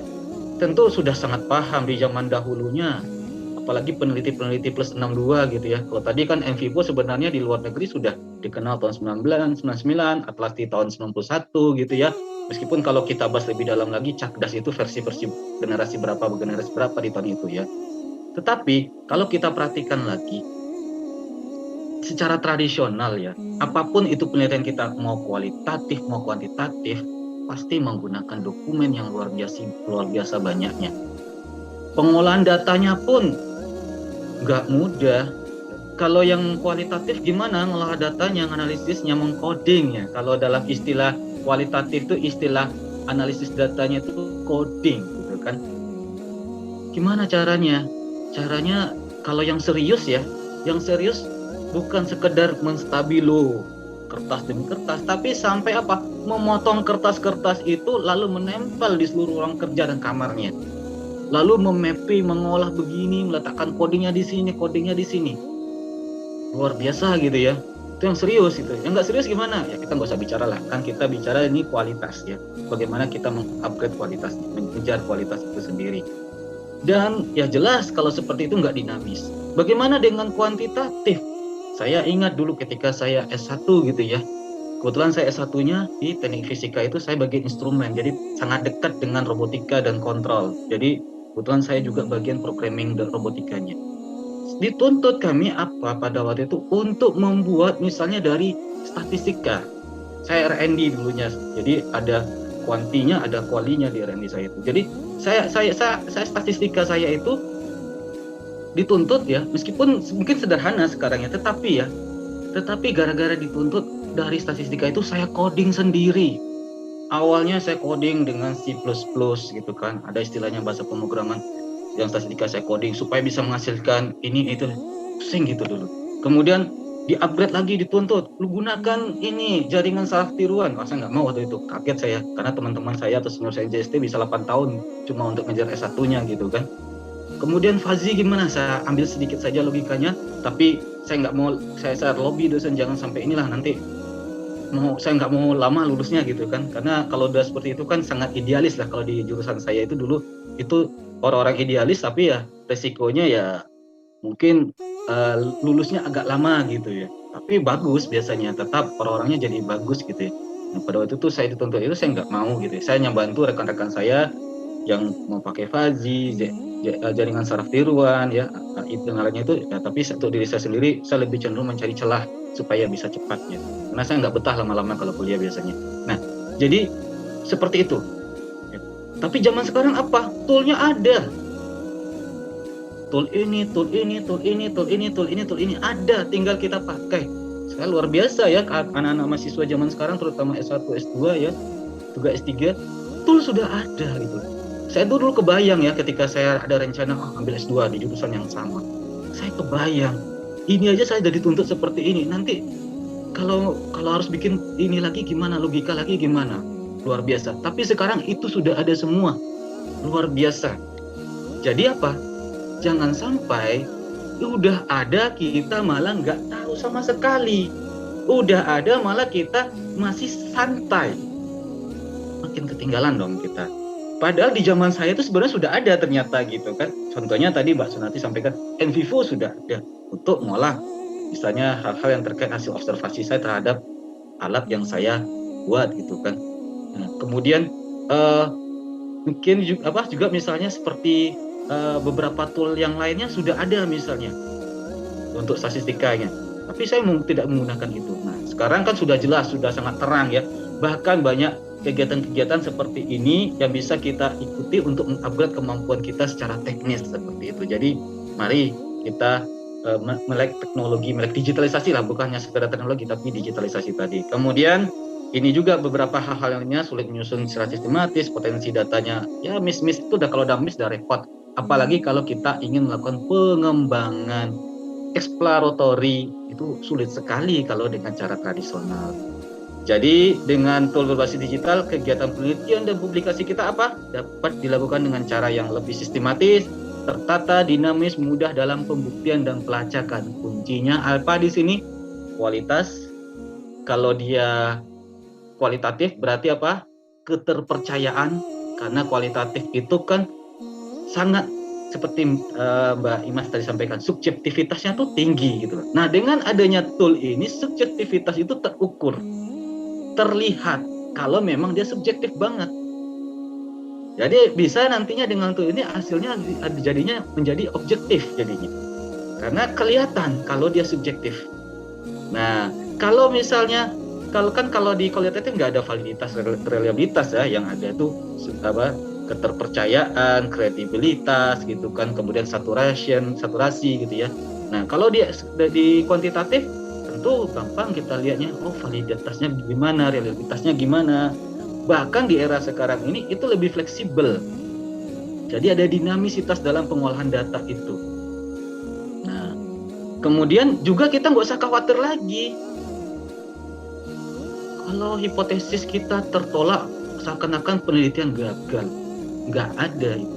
Penelitian itu yang penting apa? Sudah sesuai nih. Tadi dijelaskan sebelumnya.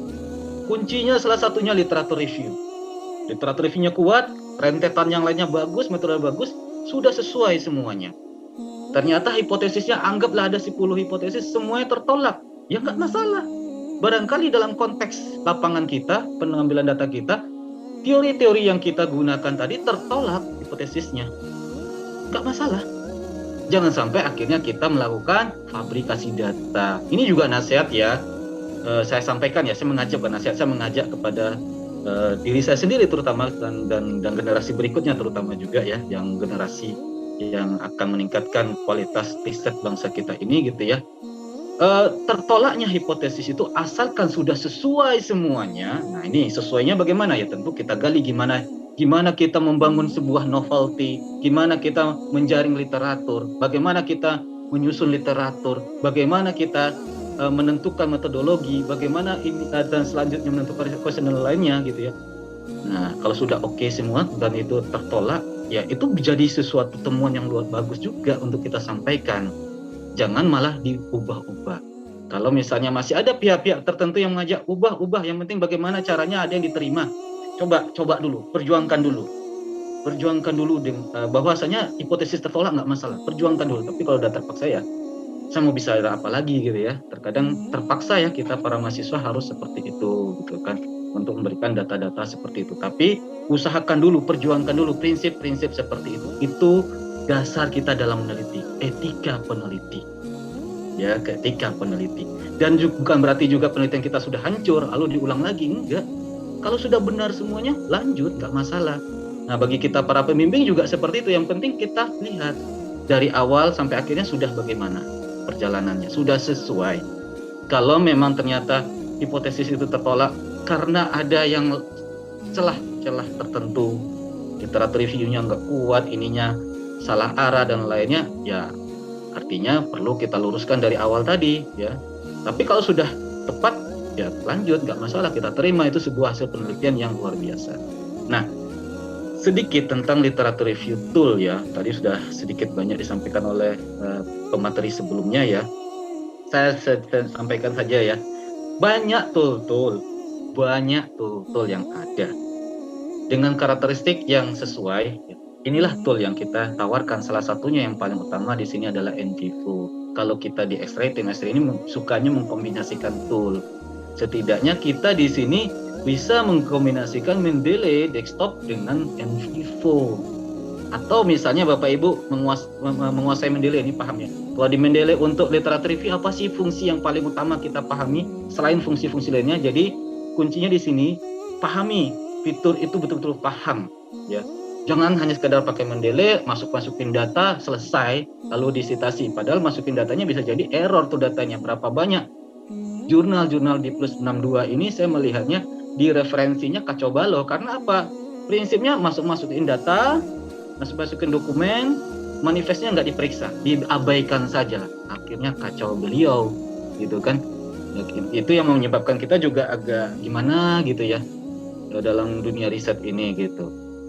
Yang hal yang seperti ini saja diabaikan. Nah, kemudian fitur dari Mendeley ini sendiri ada yang lain. Misalnya kita paham ada fungsi dari general memos-nya, annotation-nya gitu kan. Setidaknya general memos bisa kita gunakan, yang kita koneksikan nanti, kita gunakan nanti fasilitas itu. General note, bukan general memos, general note ya. General note di Mendeley itu bisa kita gunakan sebagai fungsi memos nanti di NVivo. Itu contohnya. Jadi kita tahu nih, oh ternyata ada fitur seperti ini di Mendeley untuk membantu kinerja kita sebelum kita masuk ke NVivo. Apa itu? Ketika nggak ada dokumen bagaimana? Ketika ada dokumen bagaimana? Kita masukkan ke NVivo. Setelah itu pekerjaan kita menjadi lebih mudah. Kita paham di NVivo ada namanya classification yang kita butuhkan nantinya untuk membangun macam-macamnya ya. File classification-nya gitu misalnya kan. Nah, kemudian di Mendeley, kalau kita menggunakan Mendeley bagaimana? Itu lebih mudah kita membangun file classification itu. Nah, dan hal-hal lain-lainnya yang terus terang tidak bisa kita jelaskan secara detail di sini ya, panjang itu ceritanya ya. Kemudian juga kita harus pahami dulu juga database literaturnya yang mana gitu. Apa kita masih pakai Google Scholar gitu kan? Katanya mau cari kualitas. Oke, jangan gitu loh. Kalau kita usahakan pakai database yang memang bereputasi, yang jelas. Kalau Google Scholar kan segalanya diambil. Kalau sudah ada sedikit ditulis kayak ilmiah gitu, seperti ilmiah gitu kan, terjaring oleh Google Scholar. Apapun itu, kredibilitas tidak yakin kita. Kecuali kalau kita misalnya oke lah pakai Google Scholar tapi sudah paham cara mereview artikel, mencari artikel yang berkualitas gitu ya. Sudah bisa menentukan jurnal mana yang berkualitas, artikel mana yang berkualitas. Di sini kita sampaikan jurnal itu adalah tempat menerbitkannya, artikelnya adalah artikel yang diterbitkan itu, tulisan itu sendiri. Jadi jangan sampai pernah saya disampaikan, Pak, saya ingin pendampingan untuk pendampingan untuk jurnal saya supaya jurnal saya disubmit ke jurnal. Kan lucu gitu. Jurnal mau disubmit ke jurnal. Jadi kita luruskan artikel lah yang disubmit ke jurnal. Artikel atau manuskrip atau literatur atau referensi tadi itu jangan sampai kita sebut jurnal. Jurnal itu tempat kita menerbitkannya gitu. Nah, kemudian ada nanti namanya database literatur. Database literatur itu apa? Bisa jadi dia pengindeks, bisa jadi dia mengumpulkan data-data dari berbagai macam jurnal yang berisi artikel-artikel tadi. Nah, lihat dulu mana nih yang berkualitas, mana yang bereputasi. Kalau kita kampus kita atau lembaga kita punya akses di Scopus, alhamdulillah kita bisa menggunakan Scopus Search-nya. Atau Web of Science WOS ya, kita bisa menggunakan dari si WOS Clarified ini gitu kan. Kalau enggak juga ada yang gratisan tapi cukup berkualitas juga, misalnya PubMed gitu ya. PubMed ini misalnya memang khusus untuk dunia medik ya, maksudnya penelitian-penelitian yang terkait dengan medik ya, bukan khusus hanya kesehatan saja, tetapi kalau memang penelitian kita di bidang sosial, ekonomi, pendidikan, lainnya masih terkait dengan medik, masih bisa dengan kesehatan, masih bisa kita gunakan PubMed ya, gratis gitu. Kemudian dan lain-lainnya, kalau ini logo dimension saya tidak menyarankan gitu kan. Dan lain-lainnya ya. Oh, pakai DOAS terbatas. Nah, ini DOAS terbatas. Dia hanya menjaring yang open access saja, padahal penelitian itu banyak yang butuh kita jadikan dasar kita dalam melakukan penelitian. Kalau kita batasi kita dengan DOAS ya gimana gitu kan. Mungkin untuk S1 skripsi mungkin nggak masalah ya, untuk latihan penelitian. Tapi kalau sudah lebih dari itu tentu kita butuh yang lebih faktual, lebih komprehensif dan terintegratif semuanya. Kemudian kualitatif tool tadi udah banyak yang disampaikan oleh Mbak Sunarti dengan detail, ini saya skip aja. Intinya di sini kualitatif itu kalau toolnya itu disebut dengan Cakdas ya. Cakdas ini perkembangannya seperti ini ya. Intinya sekarang kita di era Cakdas generasi 3. Generasi 3 itu seperti ada yang besar-besar itu Envivo, Maxda, Atrasti dan lain-lainnya gitu ya. Kemudian ini contoh dari penggunaan, salah satu sedikit lah kita ngintip tentang penggunaan di Envivo gitu ya. Di Envivo ini kita bisa ngolah berbagai macam bentuk data ya, tulisan, teks, dokumen, audio, video, sosial media dan lain-lainnya, tergantung seberapa dalam kita menguasainya saja nantinya gitu kan. Kemudian saya sedikit saja tentang kualitatif tool, saya mau lanjut ke kuantitatif tool, mungkin menambahkan lah apa yang telah disampaikan oleh Mbak Imas tadi. Mbak Imas tadi sudah menjelaskan misalnya net logo, kemudian fancy untuk sistem dinamiknya dan lain-lainnya, itu penting, itu termasuk yang penting juga ya. Apalagi kalau misalnya penelitian-penelitiannya sudah ke arah-arah yang ini ya, misalnya kalau yang di BRIN misalnya sudah ke arah-arah kebijakan, ke arah apa gitu kan, FNSIM itu sangat dibutuhkan juga kita kuasai gitu kan. Nah, di sini kuantitatif tool itu banyak ya, lebih banyak tool kuantitatif ini dibandingkan kualitatif. Nah, permasalahannya di sini apa? Kita harus jeli dalam menggunakannya. Kapan harus menggunakan ini, kapan harus menggunakan itu, kan? Dan kita juga harus melihat kebutuhan kita, target kita sampai kemana gitu kan. Jangan sampai nantinya kita masih saja menggunakan yang misalnya kurang kontekstual, kurang ini, kurang itu gitu ya. Padahal tujuan kita tinggi gitu. Tapi kalau kita mampu mengkombinasikan, nah kuncinya itu kombinasikan. Kita kombinasikan tool-tool standar dengan tool-tool yang sudah lebih mileni up to date gitu ya. Nah itu nggak masalah kalau memang kebutuhan itu bisa terpenuhi di sana ya. Ini bisa dilihat di sini ada misalnya ini logo Windows ya. Windows bisa digunakan sebagai ini. Jangankan Windows DOS pun bisa digunakan untuk pengolah statistik. Saya membuat itu dulunya dengan misalnya DOS C gitu dan lainnya gitu kan. Kita tinggal bikin dari tahu statistiknya aja gitu kan. Nah, begitupun dengan Windows gitu bisa juga kita dengan Microsoft maksudnya. Microsoft bisa kita buat seperti itu.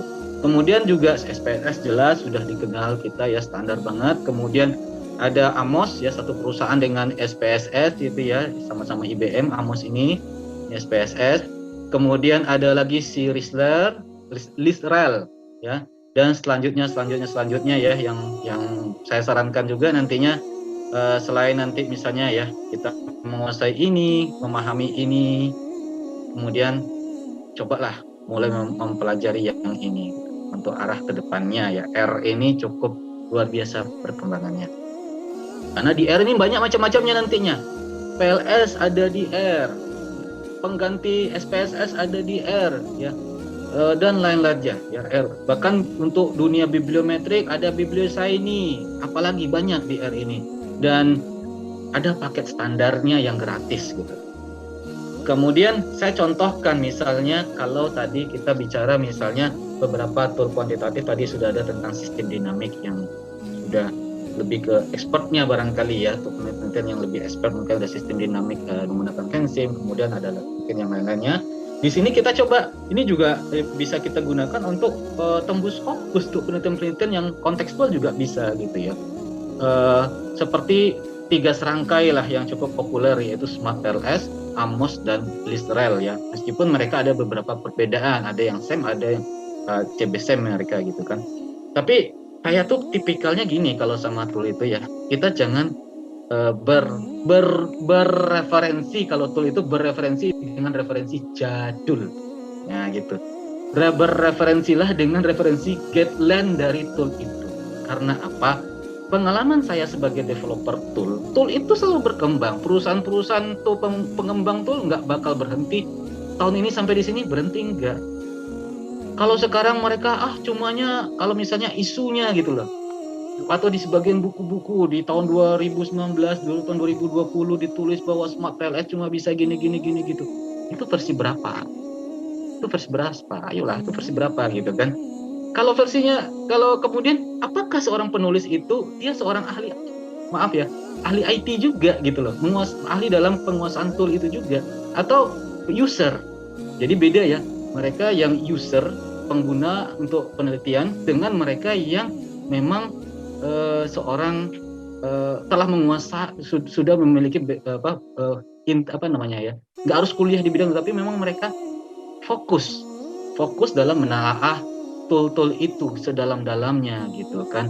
Ya, paling sederhana kadang kita sinkronkan dengan guideline-nya, visi misi toolnya dan lain-lainnya, itu bakal kelihatan. Nanti kita padukan dengan dunia penelitian. Nah di X-ray luar biasanya di situ, masya Allah kan. Jadi ada tim yang menguasai penelitian, ada tim yang memahami terkait dengan IT-nya, sehingga itu dipadukan, digitalisasi dengan penelitian itu dipadukan. Celahnya di mana, kemungkinannya gimana, ditemukanlah teknik-teknik baru yang tidak ditemukan referensi di mana-mana bisa jadi. Nah ini, dan ketika digunakan bisa kita pertahankan gitu kan. Misalnya ya, ada ide baru, saya tidak bisa saya jelaskan detail ya. Nah, semoga saja nanti bisa publish suatu saat nanti tentang validasi data bibliometrik. Kita sampai sekarang menyampaikan data-data yang ada itu sebagiannya itu nggak valid gitu loh. Nah itu yang kita perjuangkan juga untuk membuktikan ini bagaimana cara validasinya seperti ini. Nah, itu akan berbeda dengan tren yang terjadi selama ini gitu. Nah inilah yang disebut kita butuh update. Dan selama itu sifatnya ilmiah, saya rasa nggak masalah.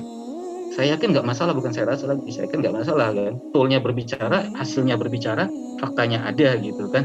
Nah, ini contoh Lisrel. Sayangnya Lisrel ini ya, saya gimana ya, Kalau mungkin Bapak Ibu bukan dari kalangan IT, mungkin agak sedikit kerepotan karena Risler ini masih menggunakan sintak-sintak sampai versi terakhir yang saya kenal ya. Kemudian hasil analisisnya lebih kurang seperti ini kalau Risler bentuknya gitu kan. Kemudian ada lagi Amos ya.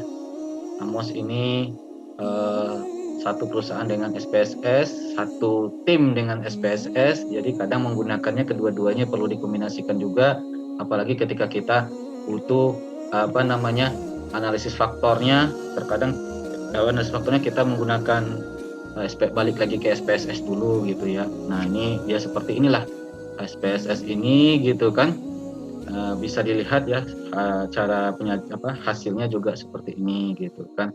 Nah, kemudian ada lagi satu lagi temannya gitu kan, Smart PLS di sini gitu kan. Smart PLS ini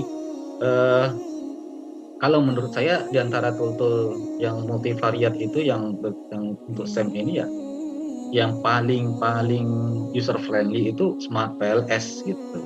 Dan nggak butuh yang namanya sintak di sini, sehingga nggak mumet lah bagi orang-orang seperti yang bukan orang-orang IT gitu ya, orang-orang di luar IT itu mungkin nggak terlalu mumet dengan nggak mumet dengan Smart PLS, asalkan tahu prosedurnya, tahu cara penggunaannya, ini bisa digunakan dengan semaksimal mungkin gitu.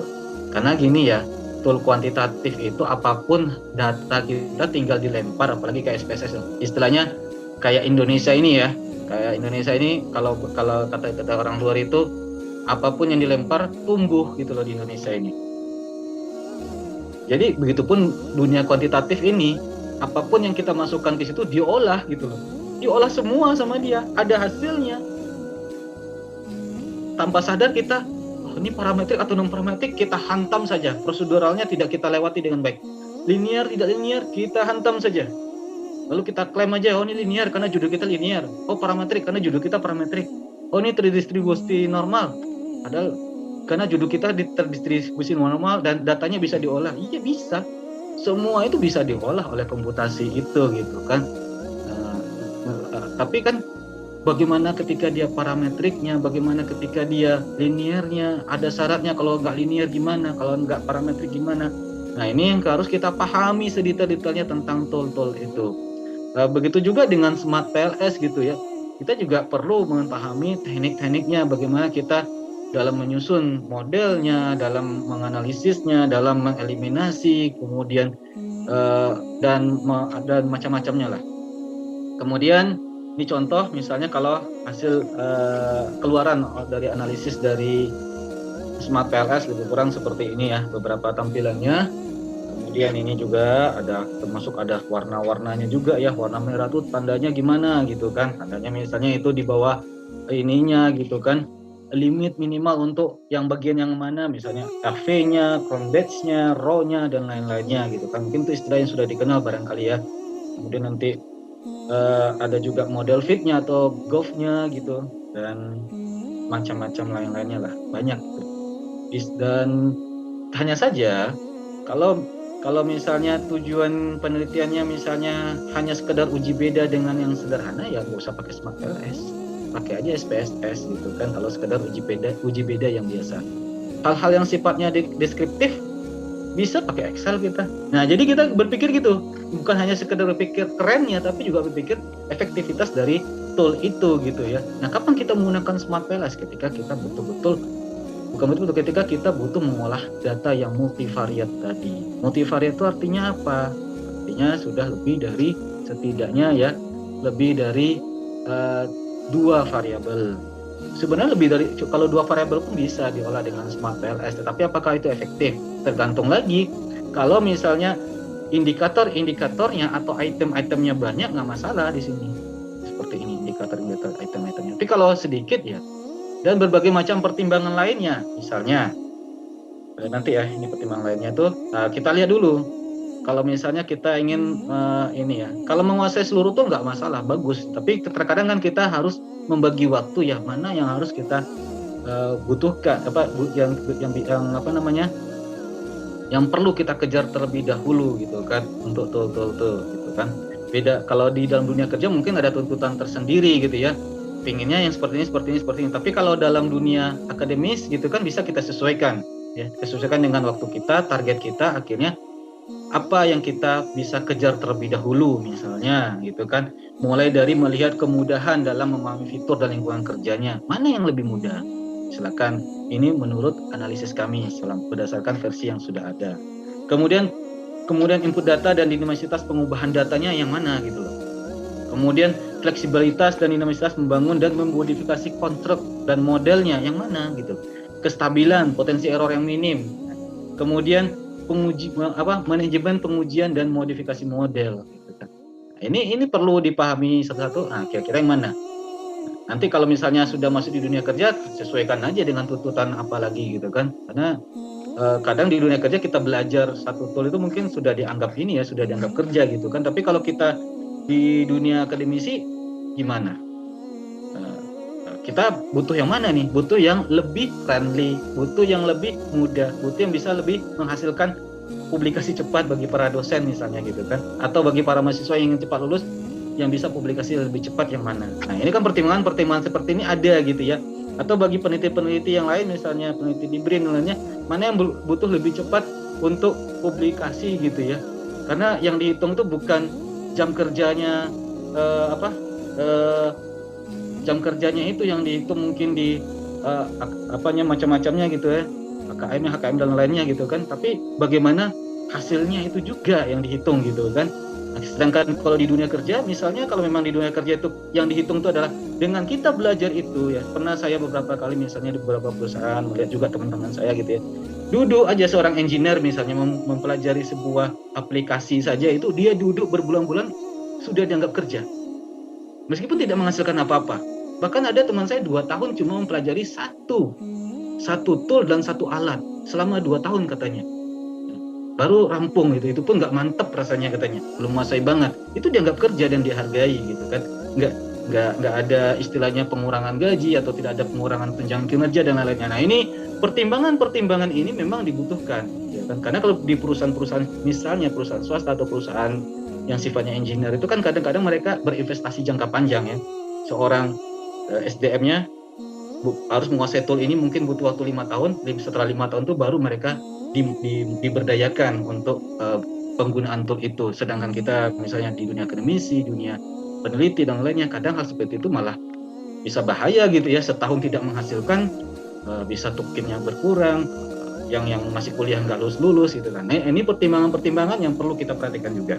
Kemudian kita coba membandingkan 3 perangkat, mengenal 3 perangkat ini, nanti disesuaikan saja. Dari sisi jumlah sampel, kalau Smart PLS bagaimana gitu ya. Pada dasarnya kita tidak akan melihat detail-detail lainnya, ada nanti beberapa referensi apa gini-gini, kenapa harus begini-gini, itu nanti mungkin ada di diklatnya sendiri gitu ya. Tetapi secara kulitnya saja ya, Smart PLS itu memungkinkan untuk 30 sampel sampai 100 sampel, tapi semakin besar semakin baik. Makanya ketika kita menggunakan Smart PLS, kalau data kita di awalnya kecil, kalau kita misalnya baru ngambil data 200 dan ternyata data kita tidak stabil, tidak bagus, tidak apa, bisa jadi salah satu solusinya adalah menambah data. Nah, jadi dengan adanya tool-tool seperti ini gitu ya, tool-tool seperti ini sedikit merubah arah berpikir dalam dunia kuantitatif. Misalnya kalau dulu udah mentok di misalnya udah ngambil data nih 200, 300, ternyata hasilnya seperti ini gitu kan. Nah, kemudian gimana? Kemudian ya udahlah, udah mentok gitu. Kadang gimana? Sampai ada yang menyampaikan tidak bisa lagi ngambil data, padahal dengan dengan perkembangan tool yang ada, kita tinggal siram lagi datanya, tambah lagi. Kemudian Amos dan Riser gimana? Minimal 200 dia. Kalau di bawah 200 tidak direkomendasikan. Kemudian asumsinya ya, asumsi untuk Smart PLS itu bagaimana? Asumsi Smart PLS itu tidak mensyaratkan distribusi tertentu. Mau normal, mau enggak masalah. Mau parametrik, mau non parametrik enggak masalah. Sedangkan Amos dan Chrysler ini harus parametrik. Pendekatannya ya, kalau ini berbasis varian, kemudian kalau Amos dan Chrysler berbasis kovarian. Kemudian konstruk, laten dan indikatornya gimana? Kalau Amos dan Chrysler hanya bisa untuk reflektif, sedangkan Smart PLS bisa reflektif dan formatif. Apa itu reflektif formatif? Ya lebih dalam nanti di mungkin berikutnya lah ya. Kemudian kompleksitas model ya. Kalau Amos dan Israel itu sampai versi yang saya kenal setidaknya tahun 2022 itu kecil dari 1.000 variabel. Ya mungkin Bapak Ibu atau teman-teman nggak sampai 1.000 variabel, tapi bisa saja kan dalam suatu penelitian butuh seperti 100 variabel. Sedangkan si Smart Pellet bisa lebih dari 100. Kemudian strukturnya gimana rekurs yang seperti ini lanjutnya ya. Cuma mungkin perdebatannya di Gov-nya biasanya. Padahal sebenarnya Smart Pellet tidak terlalu mempedulikan tentang Gov atau model fit. Ada, tetapi sebenarnya dengan teknik-teknik misalnya ada namanya analisis outer, analisis innernya, eliminasi dan lainnya itu sebenarnya fit modelnya sudah bisa ke arah fit gitu loh. Jadi makanya sebenarnya Smart Pellet awal itu mengabaikan Gov ini gitu. Tapi sekarang tetap ditambahkan sama mereka untuk ya bagi sebagian peneliti yang merasa masih butuh Gov ini gimana. Nah, disebut di sini model fit. Kemudian evaluasi modelnya ya ini estimasi dalam dilakukannya tanpa kriteria Gov nggak masalah gitu. Sedangkan untuk Israel dan Amos masih bergantung pada Gov karena mereka tidak fleksibel itu tadi dalam pengembangan konsep modelnya itu ya. Kemudian tujuan kita tadi membandingkan itu bukan berarti kita mencari mana yang jelek, mana yang bagus, tapi pertama itu tadi mana yang paling awal kita pelajari supaya bisa menghasilkan yang lebih cepat, lebih baik, lebih ini.